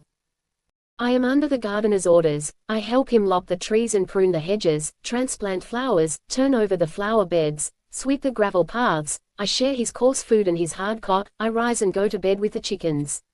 Now and then I hear that our mistress is amusing herself, surrounded by admirers. Once I heard her gay laughter even down here in the garden. I seem awfully stupid to myself. Was it the result of my present life, or was I so before? The month is drawing to a close, the day after tomorrow. What will she do with me now, or has she forgotten me, and left me to trim hedges and bind bouquets till my dying day? A written order. The slave Gregor is herewith ordered to my personal service. Wanda Donahue. With a beating heart I draw aside the damask curtain on the following morning, and enter the bedroom of my divinity. It is still filled with a pleasant half-darkness. Is it you, Gregor? She asks, while I kneel before the fireplace, building a fire. I tremble at the sound of the beloved voice. I cannot see her herself, she is invisible behind the curtains of the four-poster bed. Yes, my mistress, I reply. How late is it? Past 9 o'clock. Breakfast. I hasten to get it, and then kneel down with the tray beside her bed. Here is breakfast, my mistress.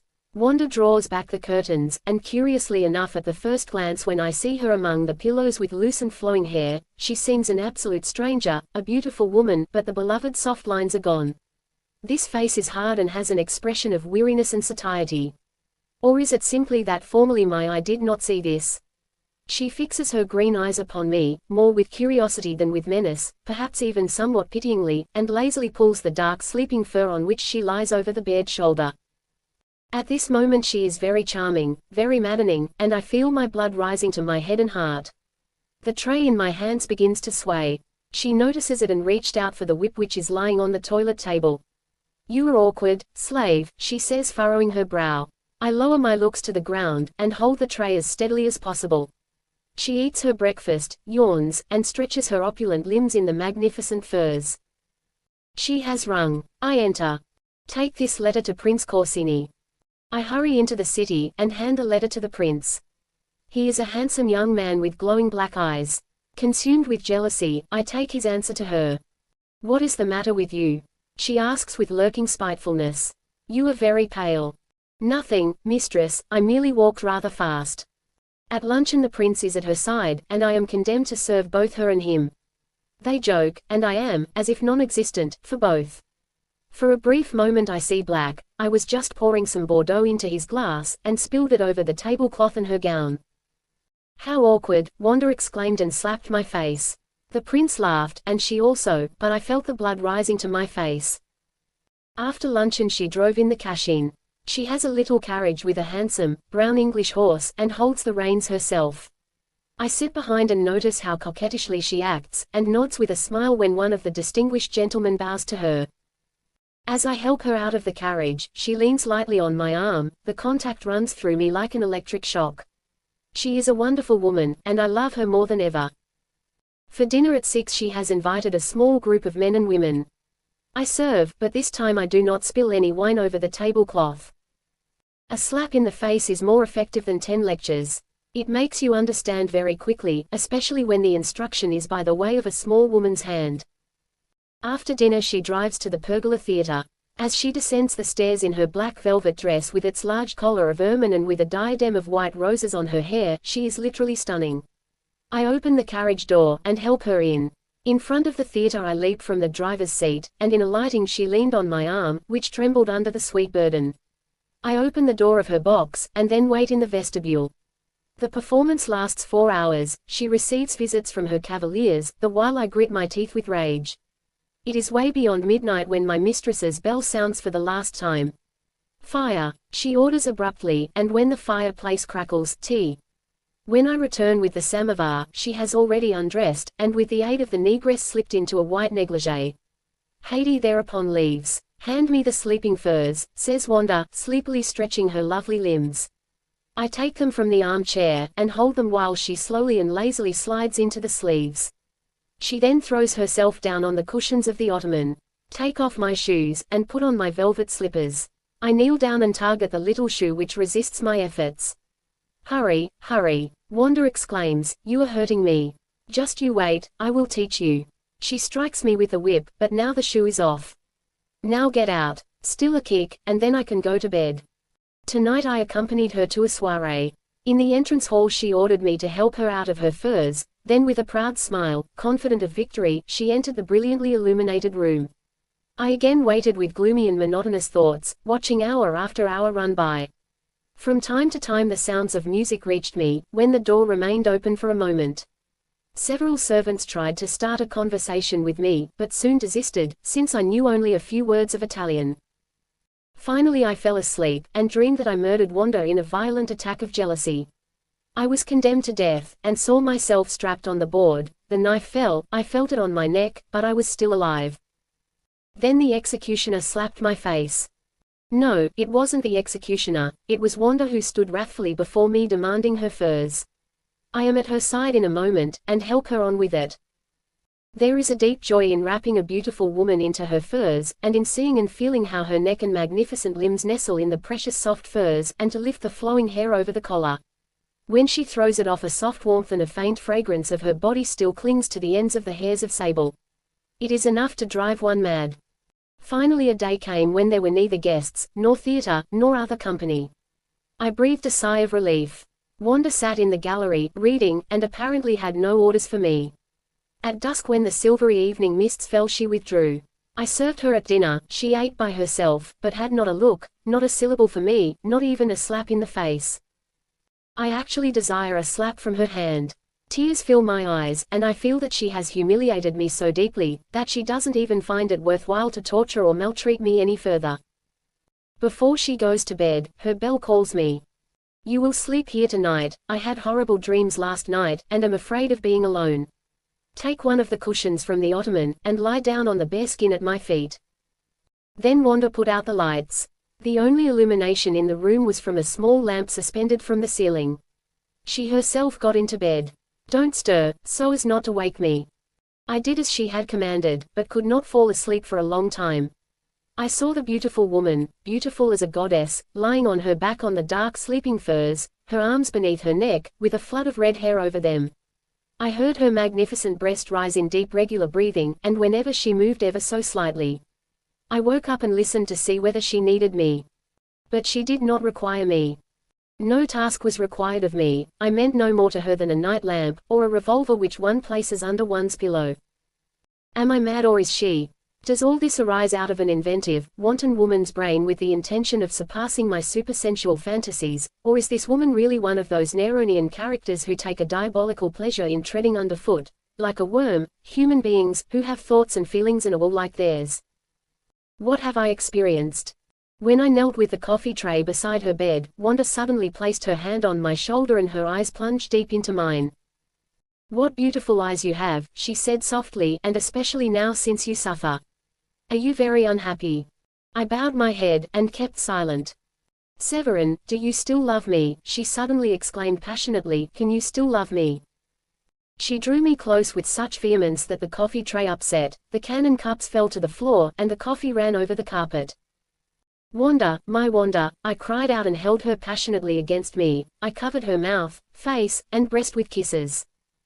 It is my unhappiness that I love you more and more madly the worse you treat me, the more frequently you betray me. Oh, I shall die of pain and love and jealousy. But I haven't betrayed you, as yet, Severin, replied Wanda smiling. Not, Wanda, don't jest so mercilessly with me, I cried. Haven't I myself taken the letter to the prince? Of course, it was an invitation for luncheon. You have, since we have been in Florence. I have been absolutely faithful to you, replied Wanda, I swear it by all that is holy to me. All that I have done was merely to fulfill your dream, and it was done for your sake. However, I shall take a lover, otherwise things will be only half accomplished, and in the end you will yet reproach me with not having treated you cruelly enough, my dear beautiful slave. But today you shall be Severin again, the only one I love. I haven't given away your clothes. They are here in the chest. Go and dress as you used to in the little Carpathian health resort when our love was so intimate. Forget everything that has happened since. Oh, you will forget it easily in my arms, I shall kiss away all your sorrows. She began to treat me tenderly like a child, to kiss me and caress me. Finally she said with a gracious smile, Go now and dress, I too will dress. Shall I put on my fur jacket? Oh yes, I know, now run along. When I returned she was standing in the center of the room in her white satin dress, and the red kazabika edged with ermine. Her hair was white with powder and over her forehead she wore a small diamond diadem. For a moment she reminded me in an uncanny way of Catherine II, but she did not give me much time for reminiscences. She drew me down on the ottoman beside her and we enjoyed 2 blissful hours. She was no longer the stern capricious mistress, she was entirely a fine lady, a tender sweetheart. She showed me photographs and books which had just appeared, and talked about them with so much intelligence, clarity, and good taste, that I more than once carried her hand to my lips, enraptured. She then had me recite several of Lemontov's poems, and when I was all afire with enthusiasm, she placed her small hand gently on mine. Her expression was soft, and her eyes were filled with tender pleasure. Are you happy? Not yet. She then leaned back on the cushions, and slowly opened her kazabika. But I quickly covered the half-bared breast again with the ermine. You are driving me mad. I stammered. Come. I was already lying in her arms, and like a serpent she was kissing me with her tongue, when again she whispered, Are you happy? Infinitely. I exclaimed. She laughed aloud. It was an evil, shrill laugh which made cold shivers run down my back. You used to dream of being the slave, the plaything of a beautiful woman, and now you imagine you are a free human being, a man, my love, are you fool? A sign from me, and you are a slave again. Down on your knees. I sank down from the ottoman to her feet, but my eye still clung doubtingly on hers. You can't believe it, she said, looking at me with her arms folded across her breast. I am bored, and you will just do to while away a couple of hours of time. Don't look at me that way, she kicked me with her foot. You are just what I want, a human being, a thing, an animal, she rang. The 3 negresses entered. Tie his hands behind his back. I remained kneeling and unresistingly let him do this. They led me into the garden, down to the little vineyard, which forms the southern boundary. Corn had been planted between the espaliers, and here and there a few dead stalks still stood. To one side was a plough. The negresses tied me to a post, and amused themselves sticking me with their golden hair needles. But this did not last long, before Wanda appeared with her ermine cap on her head, and with her hands in the pockets of her jacket. She had me untied, and then my hands were fastened together on my back. She finally had a yoke put around my neck, and harnessed me to the plough. Then her black demons drove me out into the field. One of them held the plough, the other one led me by a line, the third applied the whip, and Venus in furs stood to one side and looked on. When I was serving dinner on the following day, Wanda said, Bring another cover, I want you to dine with me today. And when I was about to sit down opposite her, she added, No, over here, close by my side. She is in the best of humors, gives me soup with her spoon, feeds me with her fork, and places her head on the table like a playful kitten and flirts with me. I have the misfortune of looking at Haydée, who serves in my place, perhaps a little longer than is necessary. It is only now that I noticed her noble, almost European cast of countenance and her magnificent statuesque bust, which is as if hewn out of black marble. The black devil observes that she pleases me, and, grinning, shows her teeth. She has hardly left the room, before Wanda leaps up in a rage. What, you dare to look at another woman besides me? Perhaps you like her even better than you do me, she is even more demonic. I am frightened, I have never seen her like this before, she is suddenly pale even to the lips and her whole body trembles. Venus in furs is jealous of her slave. She snatches the whip from its hook and strikes me in the face, then she calls her black servants, who bind me, and carry me down into the cellar, where they throw me into a dark, dank, subterranean compartment, a veritable prison cell. Then the lock of the door clicks, the bolts are drawn, a key sings in the lock. I am a prisoner, buried. I have been lying here for I don't know how long, bound like a calf about to be hauled to the slaughter, on a bundle of damp straw, without any light, without food, without drink, without sleep. It would be like her to let me starve to death, if I don't freeze to death before then. I am shaking with cold. Or is it fever? I believe I am beginning to hate this woman. A red streak, like blood, floods across the floor. It is a light falling through the door which is now thrust open. Wanda appears on the threshold, wrapped in her sables, holding a lighted torch. "Are you still alive?" she asks.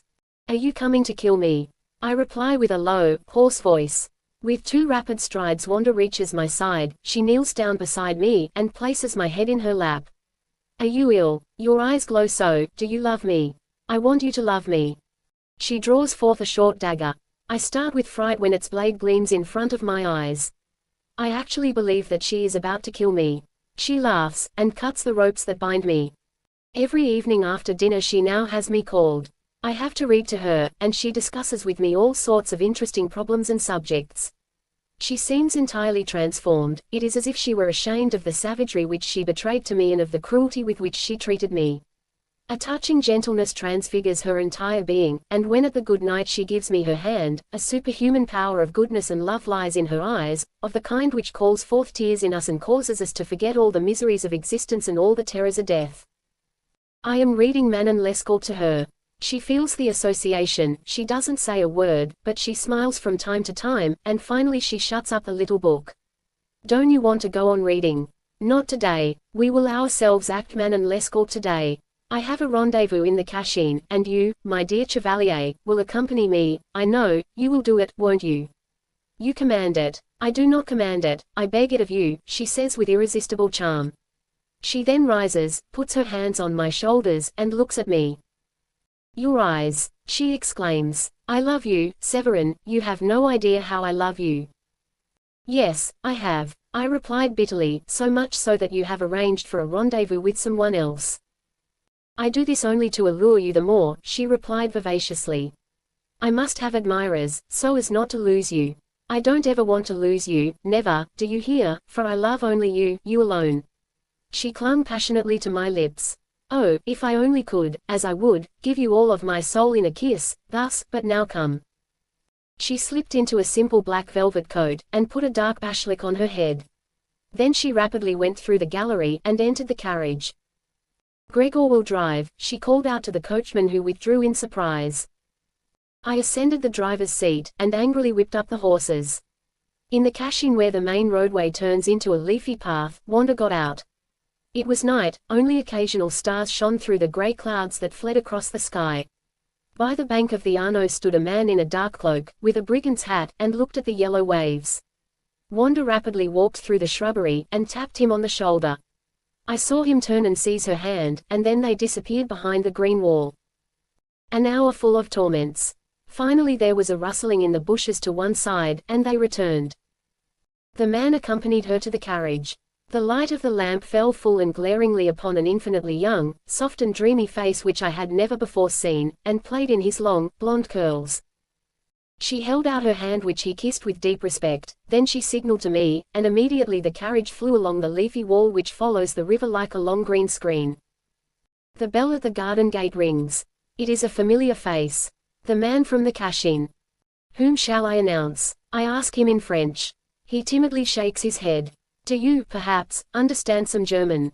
He asks shyly. Yes. Your name, please. Oh, I haven't any yet, he replies, embarrassed. Tell your mistress the German painter from the Cascine is here and would like, but there she is herself. Wanda had stepped out on the balcony, and nodded toward the stranger. Gregor, show the gentleman in. She called to me. I showed the painter the stairs. Thanks, I'll find her now, thanks very much. He ran up the steps. I remained standing below, and looked with deep pity on the poor German. Venus in furs has caught his soul in the red snares of hair. He will paint her, and go mad. It is a sunny winter's day.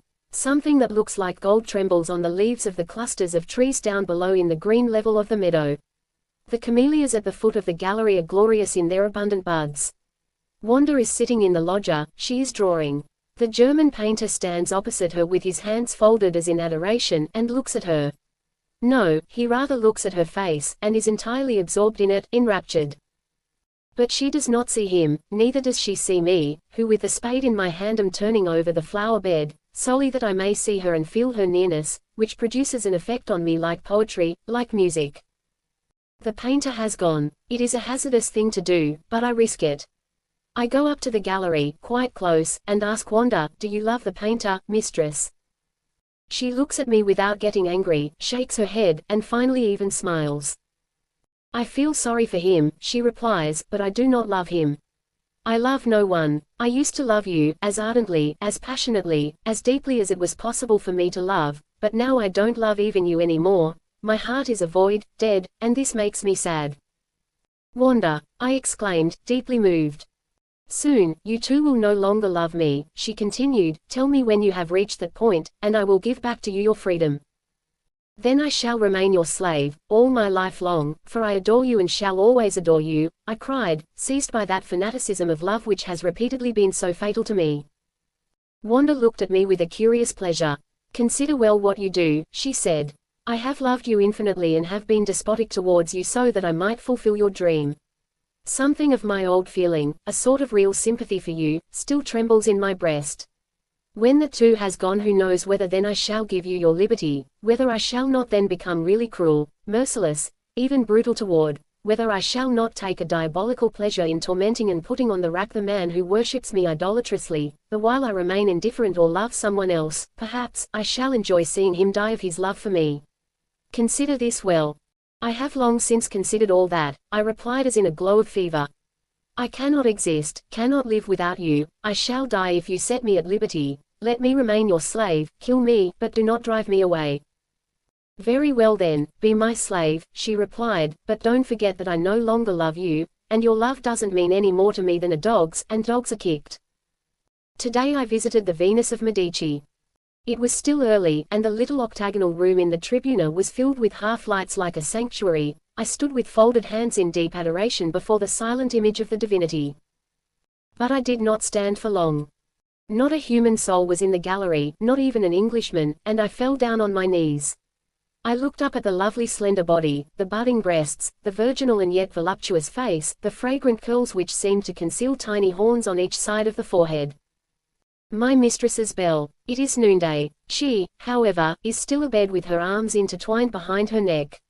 "I want a bathe," she says, "and you will attend me. Lock the door." I obey. "Now go downstairs and make sure the door below is also locked." I descended the winding stairs that lead from her bedroom to the bath. My feet gave way beneath me, and I had to support myself against the iron banister. After having ascertained that the door leading to the loggia and the garden was locked, I returned. Wanda was now sitting on the bed with loosened hair, wrapped in her green velvet furs. When she made a rapid movement, I noticed that the furs were her only covering. It made me start terribly, I don't know why. I was like one condemned to death, who knows he is on the way to the scaffold, and yet begins to tremble when he sees it. "Come, Gregor, take me on your arms." "You mean, mistress, you are to carry me, don't you understand?" I lifted her up, so that she rested in my arms, while she twined hers around my neck. Slowly, step by step, I went down the stairs with her, and her hair beat from time to time against my cheek and her foot sought support against my knee. I trembled under the beautiful burden I was carrying, and every moment it seemed as if I had to break down beneath it. The bath consisted of a wide, high rotunda, which received a soft quiet light from a red glass cupola above. 2 palms extended their broad leaves like a roof over a couch of velvet cushions. From here steps covered with Turkish rugs led to the white marble basin which occupied the center.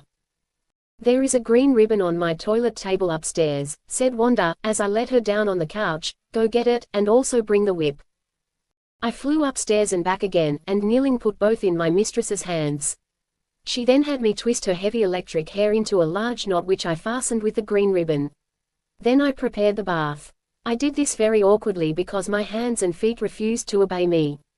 Again and again I had to look at the beautiful woman lying on the red velvet cushions, and from time to time her wonderful body gleamed here and there beneath the furs. Some magnetic power stronger than my will compelled me to look. I felt that all sensuality and lustfulness lies in that which is half concealed or intentionally disclosed, and the truth of this I recognized even more acutely. when the basin at last was full, and Wanda threw off the fur cloak with a single gesture, and stood before me like the goddess in the tribuna. At that moment she seemed as sacred and chaste to me in her unveiled beauty, as did the divinity of long ago. I sank down on my knees before her, and devoutly pressed my lips on her foot. My soul, which had been storm-tossed only a little while earlier, suddenly was perfectly calm, and I now felt no element of cruelty in Wanda. She slowly descended the stairs, and I could watch her with a calmness in which not a single atom of torment or desire was intermingled. I could see her plunge into and rise out of the crystalline water, and the wavelets which she herself raised played about her like tender lovers. Our nihilistic aesthetician is right when he says, a real apple is more beautiful than a painted one, and a living woman is more beautiful than a Venus of stone. And when she left the bath, and the silvery drops and the roseate light rippled down her body, I was seized with silent rapture. I wrapped the linen sheets about her, drying her glorious body. The calm bliss remained with me, even now when one foot upon me as upon a footstool, she rested on the cushions in her large velvet cloak. The lithe sables nestled desirously against her cold marble-like body. Her left arm on which she supported herself lay like a sleeping swan in the dark fur of the sleeve, while her left hand played carelessly with the whip. By chance my look fell on the massive mirror on the wall opposite, and I cried out, for I saw the two of us in its golden frame as in a picture. The picture was so marvelously beautiful, so strange, so imaginative, that I was filled with deep sorrow at the thought that its lines and colors would have to dissolve like mist. "What is the matter?" asked Wanda. I pointed to the mirror. "Ah, that is really beautiful," she exclaimed. "Too bad one can't capture the moment and make it permanent." "And why not?" I asked. "Would not any artist, even the most famous, be proud if you gave him leave to paint you and make you immortal by means of his brush?" The very thought that this extraordinary beauty is to be lost to the world, I continued still watching her enthusiastically, is horrible, all this glorious facial expression, this mysterious eye with its green fires, this demonic hair, this magnificence of body. The idea fills me with a horror of death, of annihilation. But the hand of an artist shall snatch you from this. You shall not like the rest of us disappear absolutely and forever, without leaving a trace of your having been. Your picture must live, even when you yourself have long fallen to dust, your beauty must triumph beyond death. Wanda smiled. "Too bad, that present-day Italy hasn't a Titian or Raphael," she said, "but, perhaps, love will make amends for genius. Who knows, our little German might do." She pondered. "Yes, he shall paint you, and I will see to it that the god of love mixes his colors. The young painter has established his studio in her villa, he is completely in her net. He has just begun a Madonna with red hair and green eyes. Only the idealism of a German would attempt to use this thoroughbred woman as a model for a picture of virginity. The poor fellow really is an almost bigger donkey than I am. Our misfortune is that our Titania has discovered our ass's ears too soon." Now she laughs derisively at us, and how she laughs! I hear her insolent melodious laughter in his studio, under the open window of which I stand, jealously listening. "Are you mad, me? Ah, it is unbelievable, me as the mother of God!" she exclaimed and laughed again. "Wait a moment, I will show you another picture of myself, one that I myself have painted, and you shall copy it." Her head appeared in the window, luminous like a flame under the sunlight. "Gregor." I hurried up the stairs, through the gallery, into the studio. "Lead him to the bath," Wanda commanded, while she herself hurried away. A few moments passed and Wanda arrived. Dressed in nothing but the sable fur, with the whip in her hand, she descended the stairs and stretched out on the velvet cushions as on the former occasion. I lay at her feet and she placed one of her feet upon me, her right hand played with the whip. "Look at me," she said, "with your deep, fanatical look, that's it." The painter had turned terribly pale. He devoured the scene with his beautiful dreamy blue eyes, his lips opened, but he remained dumb. "Well, how do you like the picture?" "Yes, that is how I want to paint you," said the German, but it was really not a spoken language, it was the eloquent moaning, the weeping of a sick soul, a soul sick unto death. The charcoal outline of the painting is done, the heads and flesh parts are painted in. Her diabolical face is already becoming visible under a few bold strokes, life flashes in her green eyes. Wanda stands in front of the canvas with her arms crossed over her breast.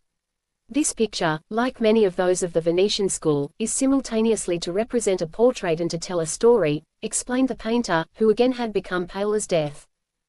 "And what will you call it?" she asked. "But what is the matter with you, are you ill?"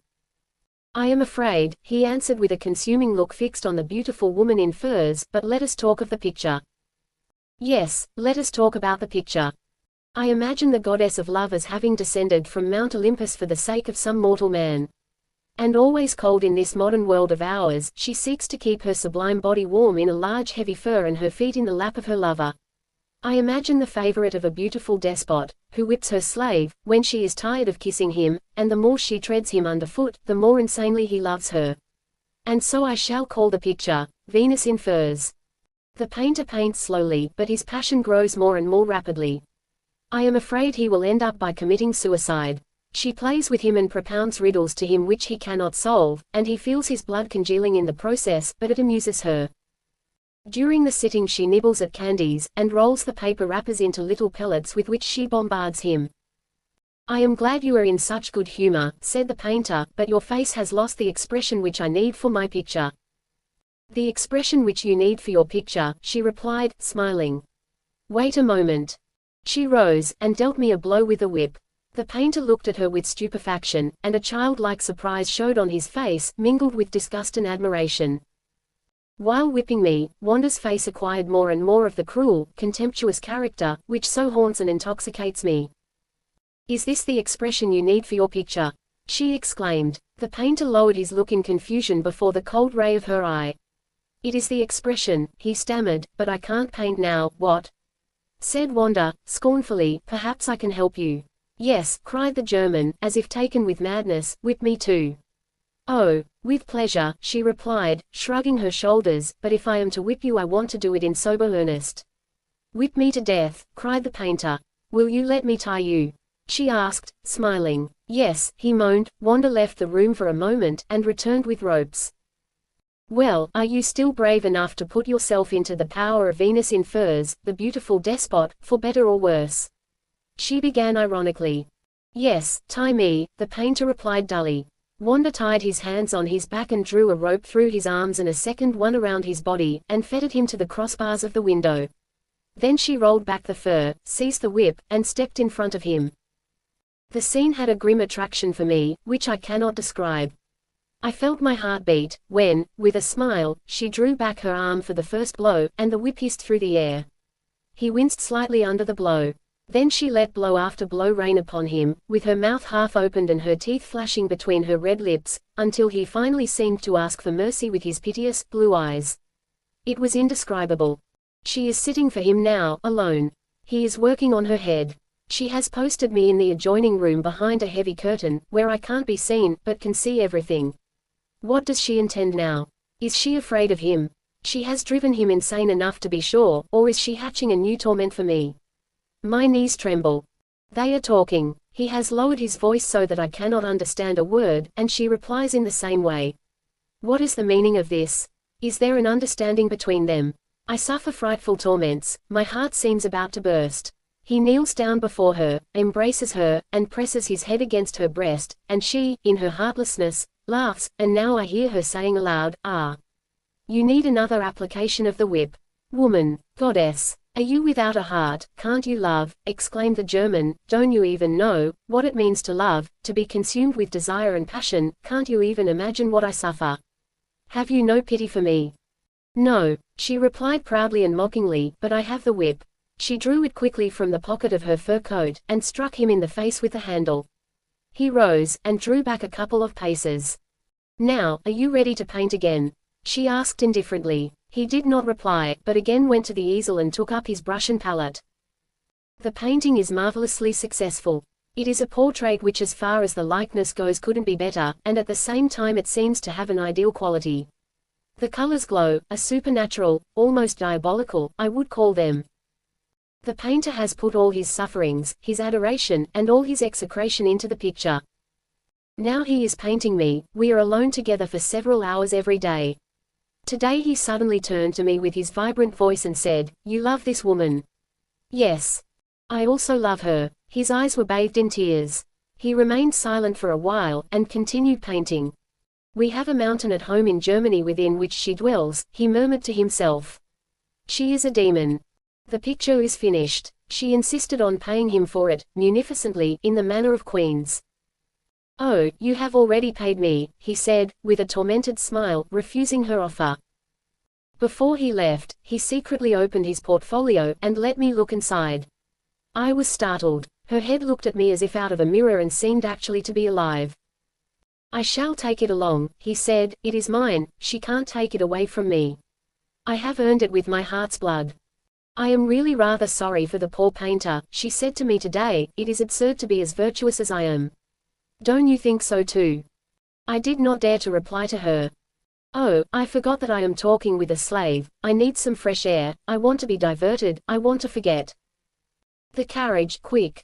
Her new dress is extravagant, Russian half-boots of violet blue velvet trimmed with ermine, and a skirt of the same material, decorated with narrow stripes and rosettes of furs. Above it is an appropriate, close-fitting jacket, also richly trimmed and lined with ermine. The headdress is a tall cap of ermine of the style of Catherine II, with a small ligrette, held in place by a diamond agraffe. Her red hair falls loose down her back. She ascends on the driver's seat, and holds the reins herself. I take my seat behind. How she lashes on the horses! The carriage flies along like mad.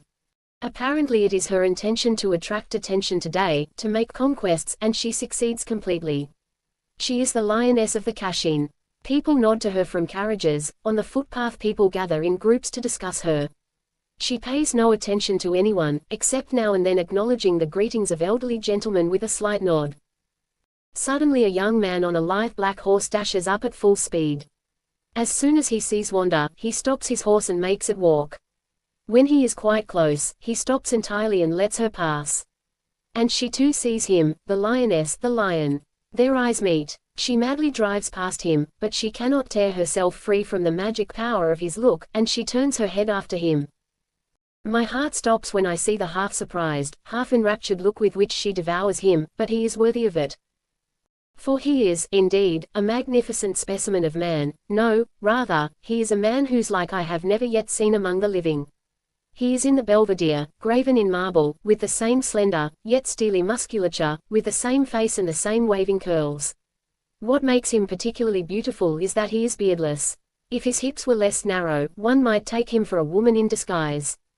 The curious expression about the mouth, the lion's lip which slightly discloses the teeth beneath, lends a flashing tinge of cruelty to the beautiful face. Apollo flaying Marsyas.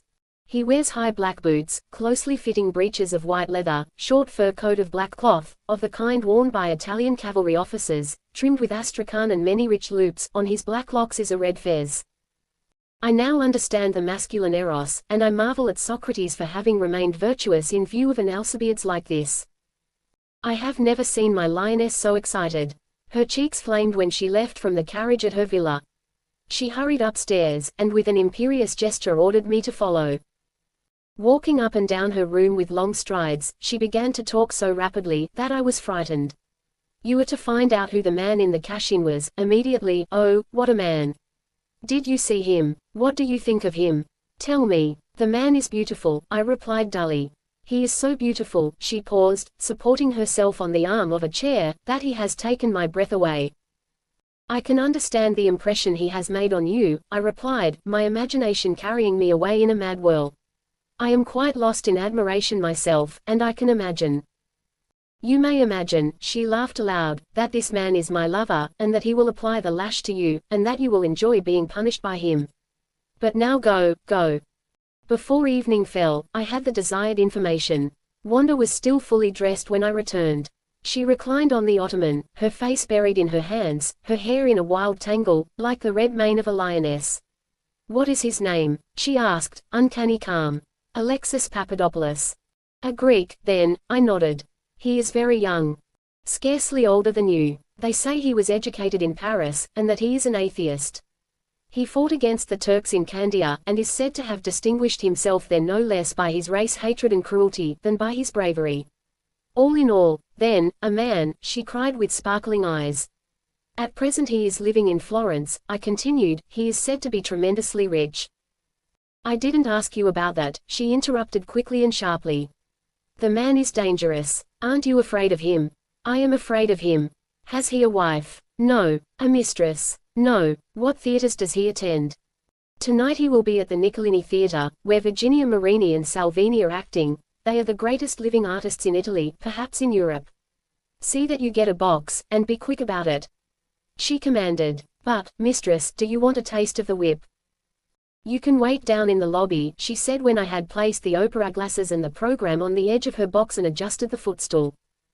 I am standing there and had to lean against the wall for support so as not to fall down with envy and rage. No, rage isn't the right word, it was a mortal fear. I saw her in her box dressed in blue moire, with a huge ermine cloak about her bare shoulders. He sat opposite. I saw them devour each other with their eyes.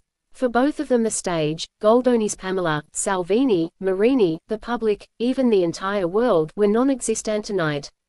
And what was I at that moment? Today she is attending the ball at the Greek ambassador's. Does she know that she will meet him there? At any rate she dressed, as if she did.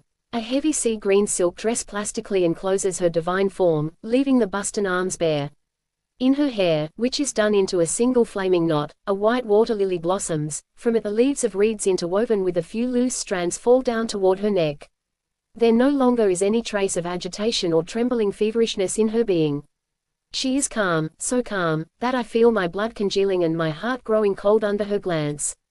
Slowly, with a weary, indolent majesty, she ascends the marble staircase, lets her precious wrap slide off, and listlessly enters the hall, where the smoke of 100 candles has formed a silvery mist.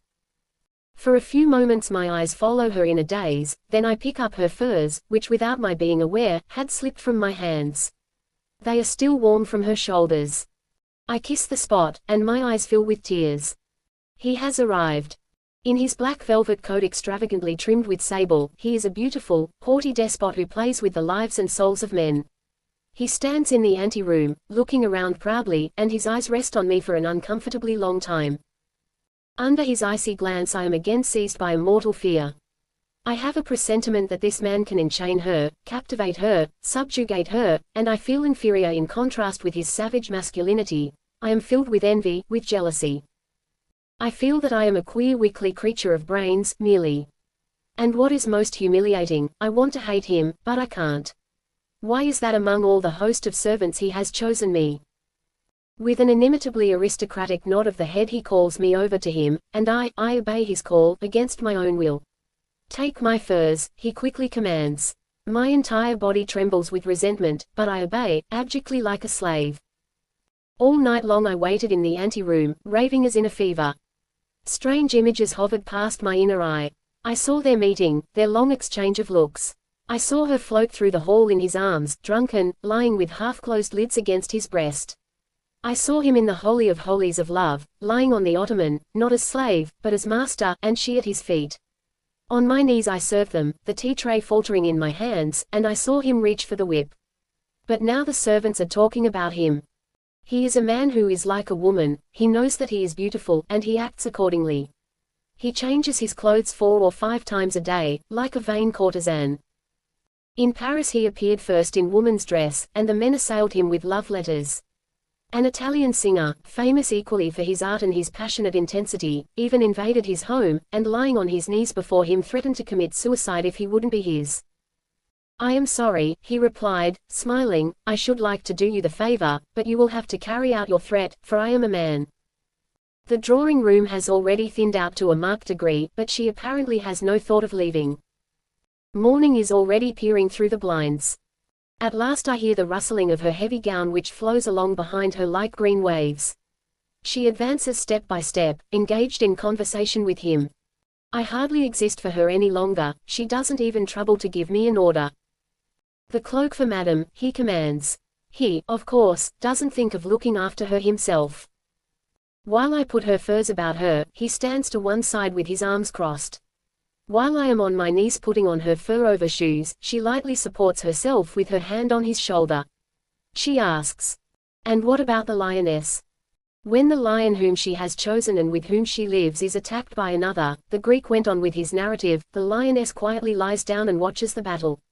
Even if her mate is worsted she does not go to his aid.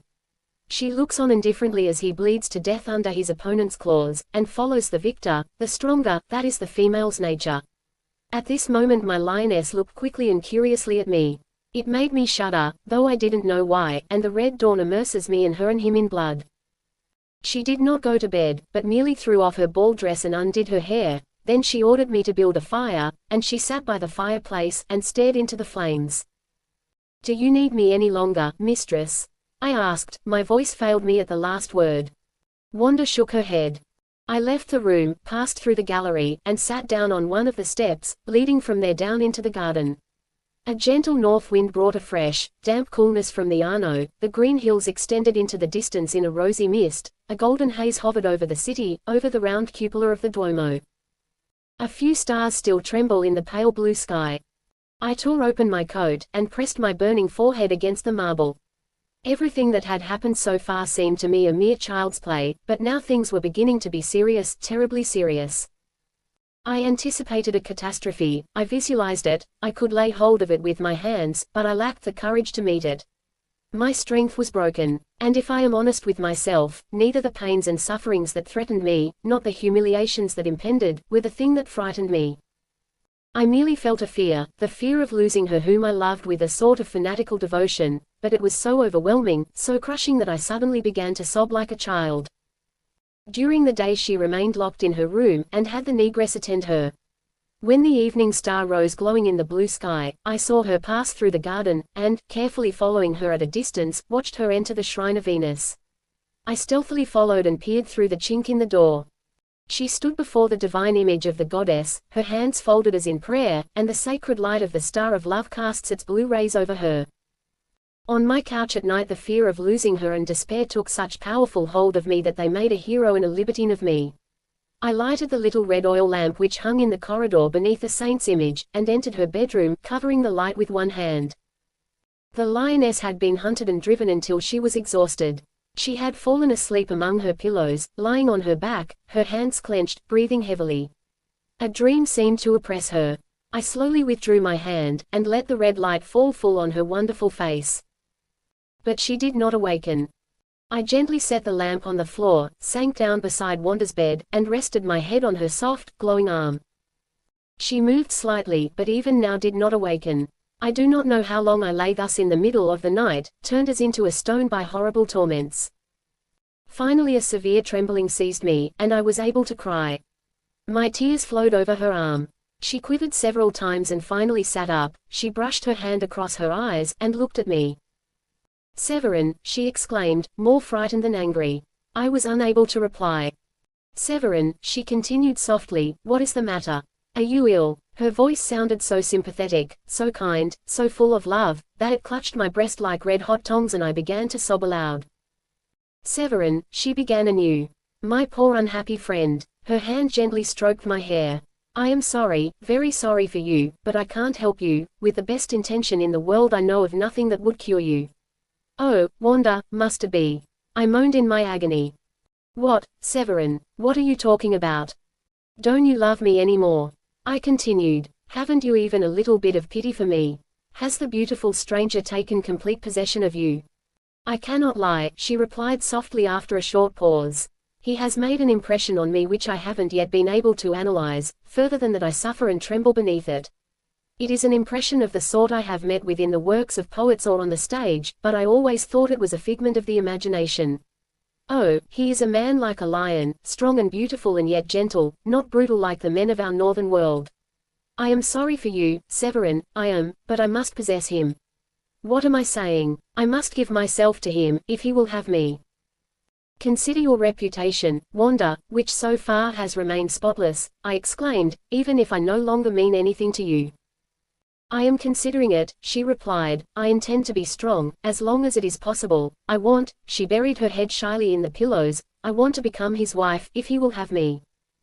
"Wanda," I cried, seized again by that mortal fear, which always robs me of my breath, makes me lose possession of myself, "you want to be his wife, belong to him for always. Oh, do not drive me away. He does not love you." "Who says that?" she exclaimed, flaring up. "He does not love you," I went on passionately, "but I love you, I adore you, I am your slave, I let you tread me underfoot, I want to carry you on my arms through life." "Who says that he doesn't love me?" she interrupted vehemently. "Oh, be mine," I replied, "be mine. I cannot exist, cannot live without you. Have mercy on me, Wanda, have mercy." She looked at me again, and her face had her cold heartless expression, her evil smile. "You say he doesn't love me," she said, scornfully. "Very well then, get what consolation you can out of it." With this she turned over on the other side, and contemptuously showed me her back. "Good God, are you a woman without flesh or blood? Haven't you a heart as well as I?" I cried, while my breast heaved convulsively. "You know what I am," she replied, coldly. "I am a woman of stone, Venus in furs, your ideal. Kneel down, and pray to me." "Wanda," I implored, "mercy." She began to laugh. I buried my face in her pillows. Pain had loosened the floodgates of my tears and I let them flow. For a long time silence reigned, then Wanda slowly raised herself. "You bore me," she began. "Wanda, I am tired, let me go to sleep." "Mercy," I implored. "Do not drive me away. No man, no one, will love you as I do. Let me go to sleep." She turned her back to me again. I leaped up, and snatched the poignard, which hung beside her bed, from its sheath, and placed its point against my breast. "I shall kill myself here before your eyes," I murmured dully. "Do what you please," Wanda replied with complete indifference. "But let me go to sleep." She yawned aloud. "I am very sleepy." For a moment I stood as if petrified. Then I began to laugh and cry at the same time. Finally I placed the poignard in my belt, and again fell on my knees before her. "Wanda, listen to me, only for a few moments," I begged. "I want to go to sleep.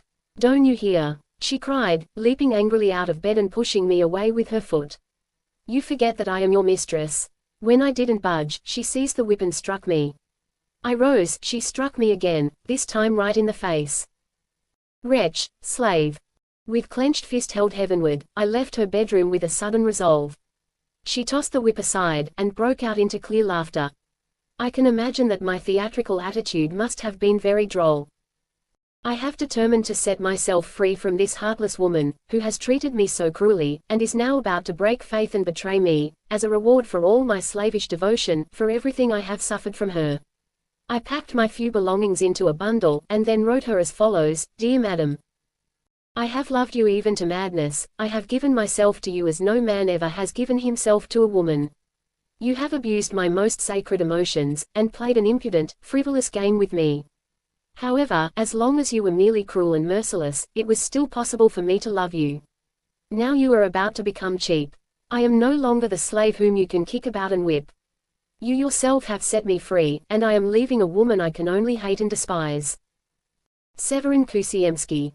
I handed these lines to the negress, and hastened away as fast as I could go. I arrived at the railway station all out of breath. Suddenly I felt a sharp pain in my heart and stopped. I began to weep. It is humiliating that I want to flee and I can't. I turn back, whither? To her, whom I abhor, and yet, at the same time, adore. Again I pause. I cannot go back. I dare not. But how am I to leave Florence? I remember that I haven't any money, not a penny. Very well then, on foot. It is better to be an honest beggar than to eat the bread of a courtesan. But still I can't leave. She has my pledge, my word of honor. I have to return. Perhaps she will release me. After a few rapid strides, I stop again. She has my word of honor and my bond, that I shall remain her slave as long as she desires, until she herself gives me my freedom. But I might kill myself. I go through the Cascine down to the Arno, where its yellow waters plash monotonously about a couple of stray willows. There I sit, and cast up my final accounts with existence. I let my entire life pass before me in review. On the whole, it is rather a wretched affair, a few joys, an endless number of indifferent and worthless things, and between these an abundant harvest of pains, miseries, fears, disappointments, shipwrecked hopes, afflictions, sorrow and grief. I thought of my mother, whom I loved so deeply and whom I had to watch waste away beneath a horrible disease, of my brother, who full of the promise of joy and happiness died in the flower of youth, without even having put his lips to the cup of life. I thought of my dead nurse, my childhood playmates, the friends that had striven and studied with me, of all those, covered by the cold, dead, indifferent earth. I thought of my turtle dove, who not infrequently made his cooing bows to me, instead of to his mate. All have returned, dust unto dust. I laughed aloud, and slid down into the water, but at the same moment I caught hold of one of the willow branches, hanging above the yellow waves. As in a vision, I see the woman who has caused all my misery. She hovers above the level of the water, luminous in the sunlight as though she were transparent, with red flames about her head and neck. She turns her face toward me and smiles. I am back again, dripping, wet through, glowing with shame and fever. The negress has delivered my letter. I am judged, lost, in the power of a heartless, affronted woman. Well, let her kill me. I am unable to do it myself, and yet I have no wish to go on living. As I walk around the house, she is standing in the gallery, leaning over the railing. Her face is full in the light of the sun, and her green eyes sparkle. Still alive? She asked, without moving. I stood silent, with bowed head. Give me back my poignard, she continued. It is of no use to you. You haven't even the courage to take your own life. I have lost it, I replied, trembling, shaken by chills. She looked me over with a proud, scornful glance. I suppose you lost it in the Arno. She shrugged her shoulders. No matter. Well, and why didn't you leave? I mumbled something which neither she nor I myself could understand. Oh, you haven't any money, she cried. Here. With an indescribably disdainful gesture she tossed me her purse. I did not pick it up. Both of us were silent for some time. You don't want to leave then? I can't. Wanda drives in the cash-in without me, and goes to the theater without me. She receives company, and the negress serves her. No one asks after me. I stray about the garden, irresolutely, like an animal that has lost its master. Lying among the bushes, I watch a couple of sparrows, fighting over a seed. Suddenly I hear the swish of a woman's dress. Wanda approaches in a gown of dark silk, modestly closed up to the neck. The Greek is with her. They are in an eager discussion, but I cannot as yet understand a word of what they are saying. He stamps his foot so that the gravel scatters about in all directions, and he lashes the air with his riding whip. Wanda startles. Is she afraid that he will strike her? Have they gone that far? He has left her, she calls him, he does not hear her, does not want to hear her. Wanda sadly lowers her head, and then sits down on the nearest stone bench. She sits for a long time, lost in thought. I watch her with a sort of malevolent pleasure. Finally I pull myself together by sheer force of will, and ironically step before her. She startles, and trembles all over. I come to wish you happiness, I said, bowing. I see, my dear lady, too, has found a master. Yes, thank God, she exclaimed, not a new slave, I have had enough of them. A master. Woman needs a master, and she adores him.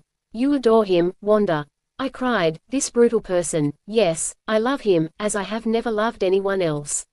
Wanda. I clenched my fists, but tears already filled my eyes, and I was seized by the delirium of passion, as by a sweet madness.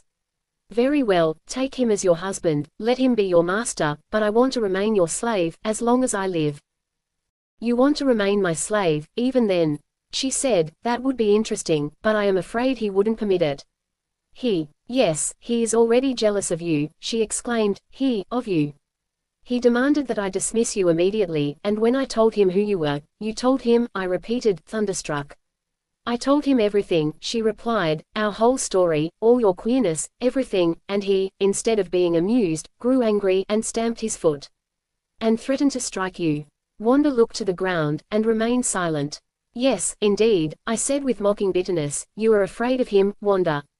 I threw myself down at her feet, and in my agitation embraced her knees. I don't want anything of you, except to be your slave, to be always near you. I will be your dog, do you know, you bore me.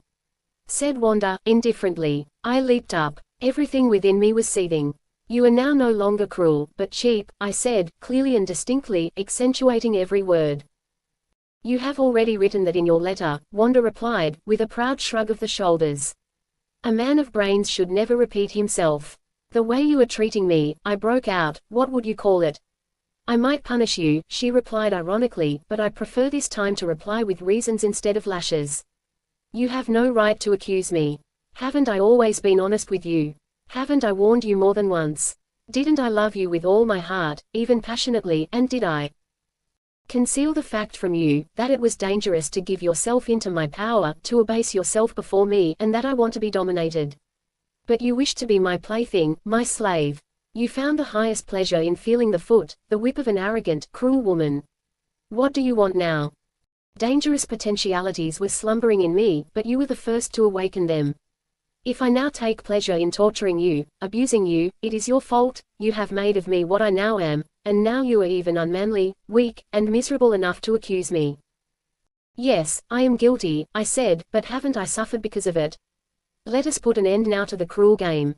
That is my wish, too, she replied with a curious deceitful look. Wanda, I exclaimed violently, don't drive me to extremes, you see that I am a man again. A fire of straw, she replied, which makes a lot of stir for a moment, and goes out as quickly as it flared up. You imagine you can intimidate me, and you only make yourself ridiculous. Had you been the man I first thought you were, serious, reserved, stern, I would have loved you faithfully and become your wife. Woman demands that she can look up to a man, but one like you who voluntarily places his neck under her foot, she uses as a welcome plaything, only to toss it aside when she is tired of it. Try to toss me aside, I said, jeeringly. Some toys are dangerous. Don't challenge me, exclaimed Wanda. Her eyes began to flash, and a flush entered her cheeks. If you won't be mine now, I continued, with a voice stifled with rage, no one else shall possess you either. What play is this from? She mocked, seizing me by the breast. She was pale with anger at this moment. Don't challenge me, she continued, I am not cruel, but I don't know whether I may not become so and whether then there will be any bounds. What worse can you do, than to make your lover, your husband? I exclaimed, more and more enraged. I might make you his slave, she replied quickly, are you not in my power? Haven't I the agreement? But, of course, you will merely take pleasure in it, if I have you bound, and say to him. Do with him what you please. Woman, are you mad? I cried. I am entirely rational, she said, calmly. I warn you for the last time. Don't offer any resistance, one who has gone as far as I have gone might easily go still further. I feel a sort of hatred for you, and would find a real joy in seeing him beat you to death. I am still restraining myself, but scarcely master of myself any longer, I seized her by the wrist and forced her to the ground, so that she lay on her knees before me. Severin, she cried. Rage and terror were painted on her face. I shall kill you if you marry him, I threatened, the words came hoarsely and dully from my breast. You are mine, I won't let you go, I love you too much. Then I clutched her and pressed her close to me, my right hand involuntarily seized the dagger which I still had in my belt. Wanda fixed a large, calm, incomprehensible look on me. I like you that way, she said, carelessly. Now you are a man, and at this moment I know I still love you. Wanda, I wept with rapture, and bent down over her, covering her dear face with kisses, and she, suddenly breaking into a loud gay laugh, said, have you finished with your ideal now, are you satisfied with me? You mean, I stammered, that you weren't serious. I am very serious, she gaily continued. I love you, only you, and you foolish, little man, didn't know that everything was only make-believe and play-acting.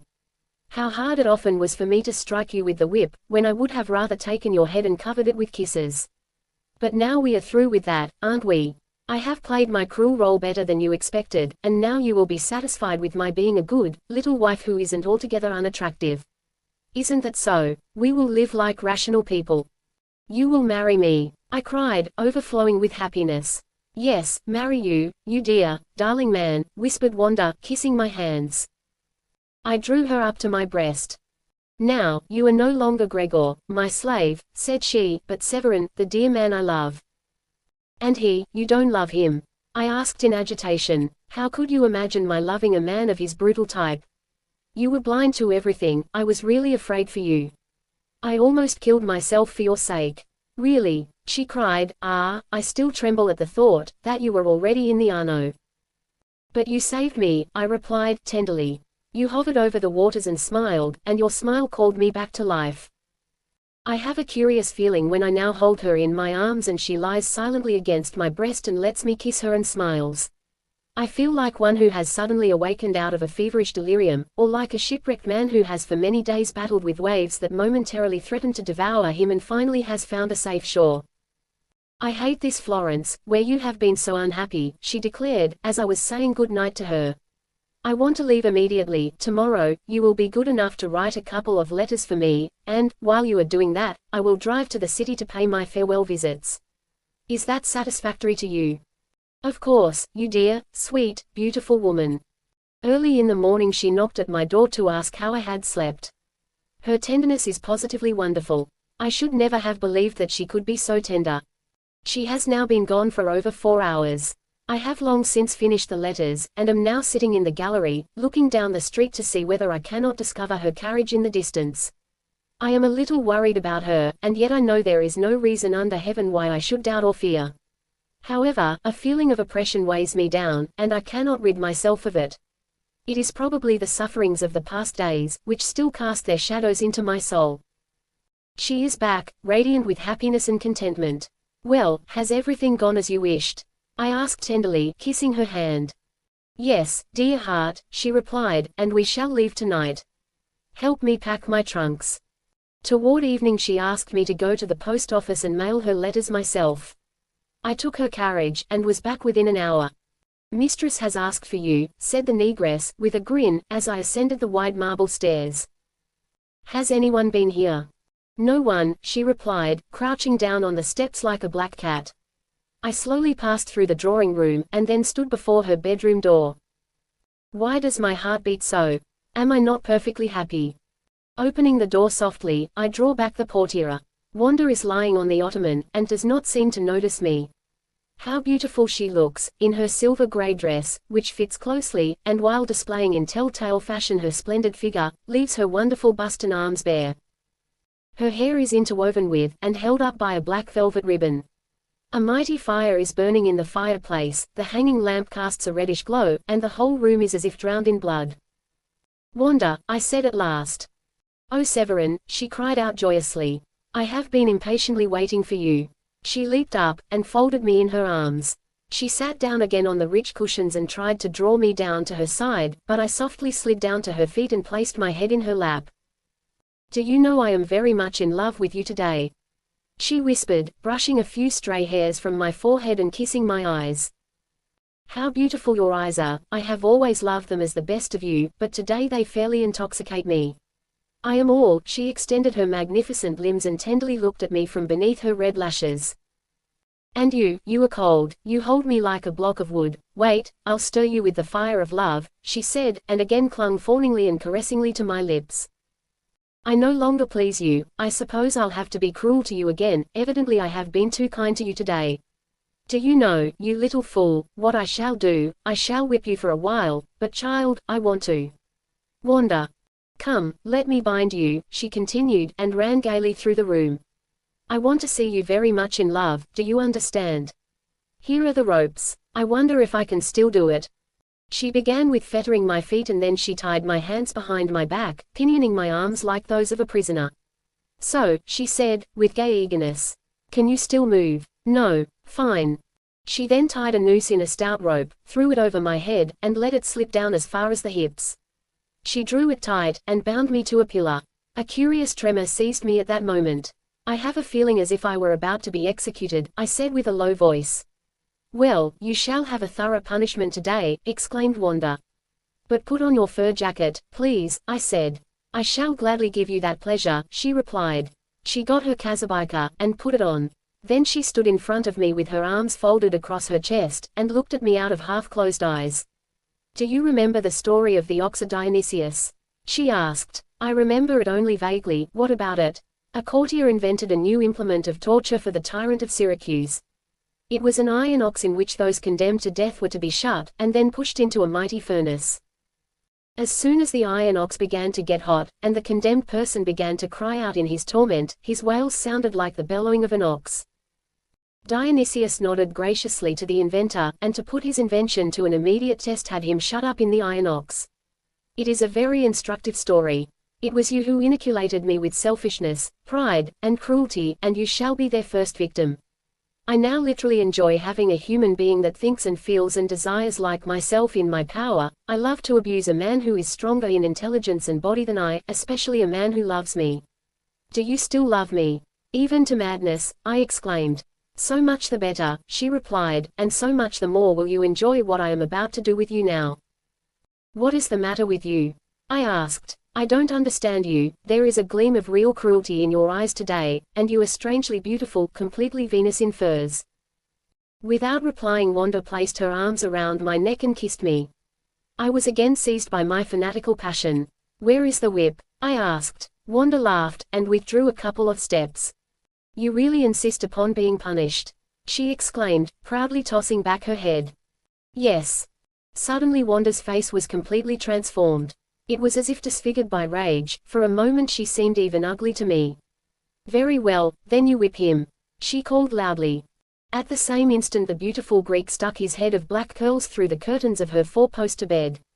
At first I was speechless, petrified. There was a horribly comic element in the situation.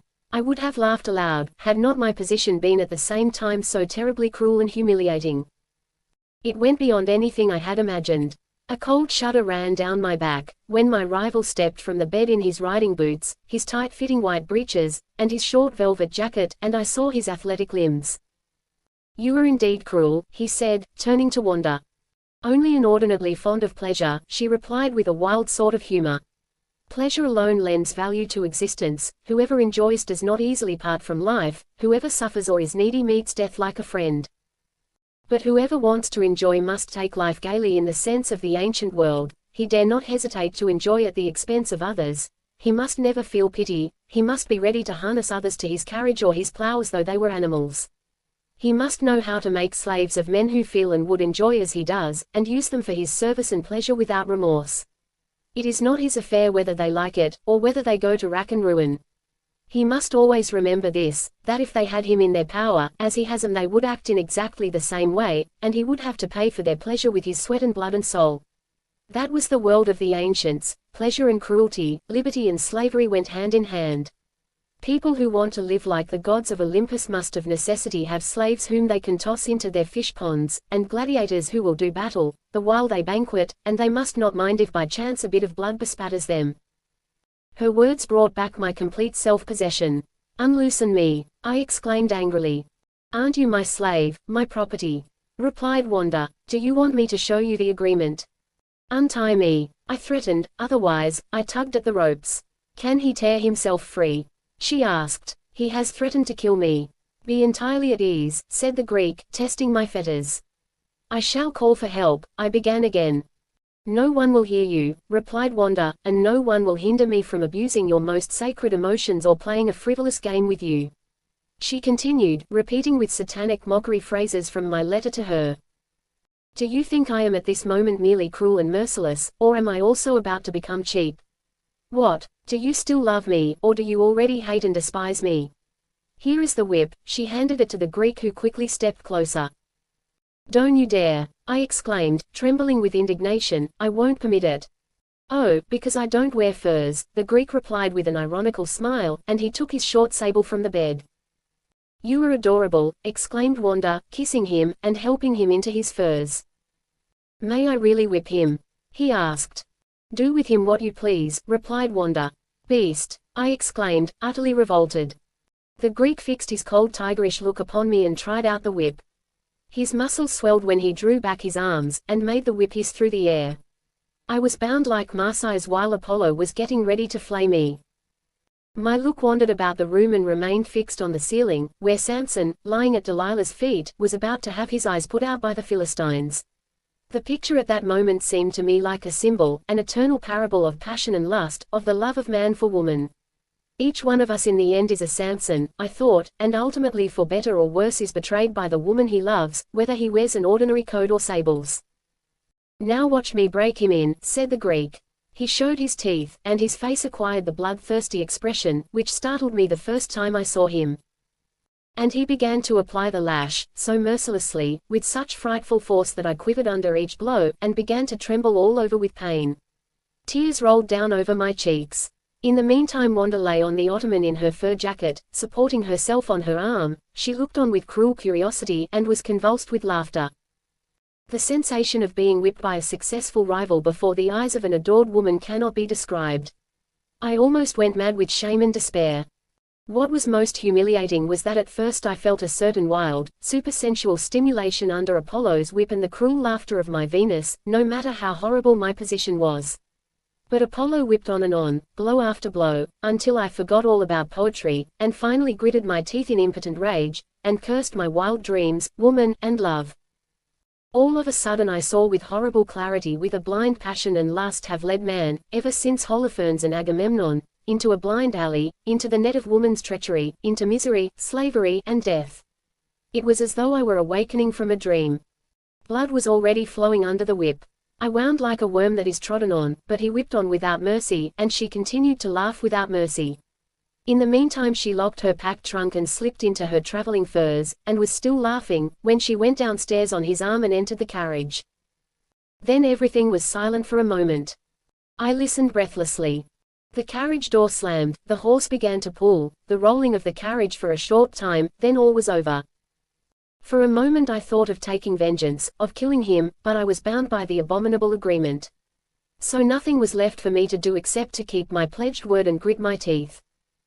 My first impulse after this, the most cruel catastrophe of my life, was to seek laborious tasks, dangers, and privations. I wanted to become a soldier and go to Asia or Algiers, but my father was old and ill and wanted me. So I quietly returned home and for 2 years helped him bear his burdens, and learned how to look after the estate which I had never done before. To labor and to do my duty was comforting like a drink of fresh water. Then my father died, and I inherited the estate, but it meant no change. I had put on my own Spanish boots and went on living just as rationally as if the old man were standing behind me, looking over my shoulder with his large wise eyes. One day a box arrived, accompanied by a letter. I recognized Wanda's writing. Curiously moved, I opened it, and read. Sir.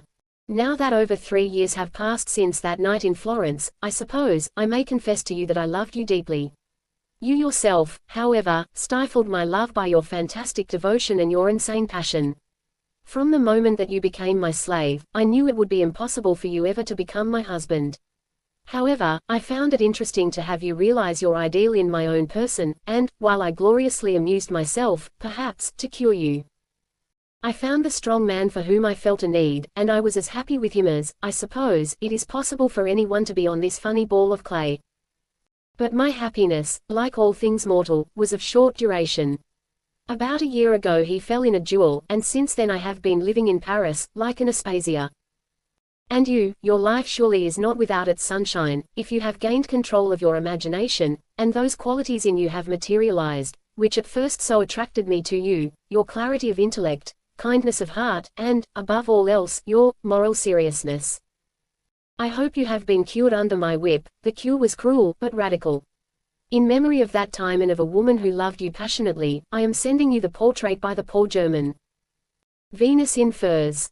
I had to smile, and as I felt amusing the beautiful woman suddenly stood before me in her velvet jacket trimmed with ermine, with the whip in her hand. And I continued to smile at the woman I had once loved so insanely, at the fur jacket that had once so entranced me, at the whip, and ended by smiling at myself and saying, the cure was cruel, but radical, but the main point is, I have been cured. And the moral of the story. I said to Severin when I put the manuscript down on the table. That I was a donkey, he exclaimed without turning around, for he seemed to be embarrassed. If only I had beaten her. A curious remedy, I exclaimed, which might answer with your peasant women. Oh, they are used to it, he replied eagerly, but imagine the effect upon one of our delicate, nervous, hysterical ladies. But the moral. That woman, as nature has created her and as man is at present educating her, is his enemy. She can only be his slave or his despot, but never his companion. This she can become only when she has the same rights as he, and is his equal in education and work. At present we have only the choice of being hammer or anvil, and I was the kind of donkey who let a woman make a slave of him, do you understand? The moral of the tale is this: whoever allows himself to be whipped, deserves to be whipped. The blows, as you see, have agreed with me, the roseate supersensual mist has dissolved, and no one can ever make me believe again that these sacred apes of Benares or Plato's rooster are the image of God. The end.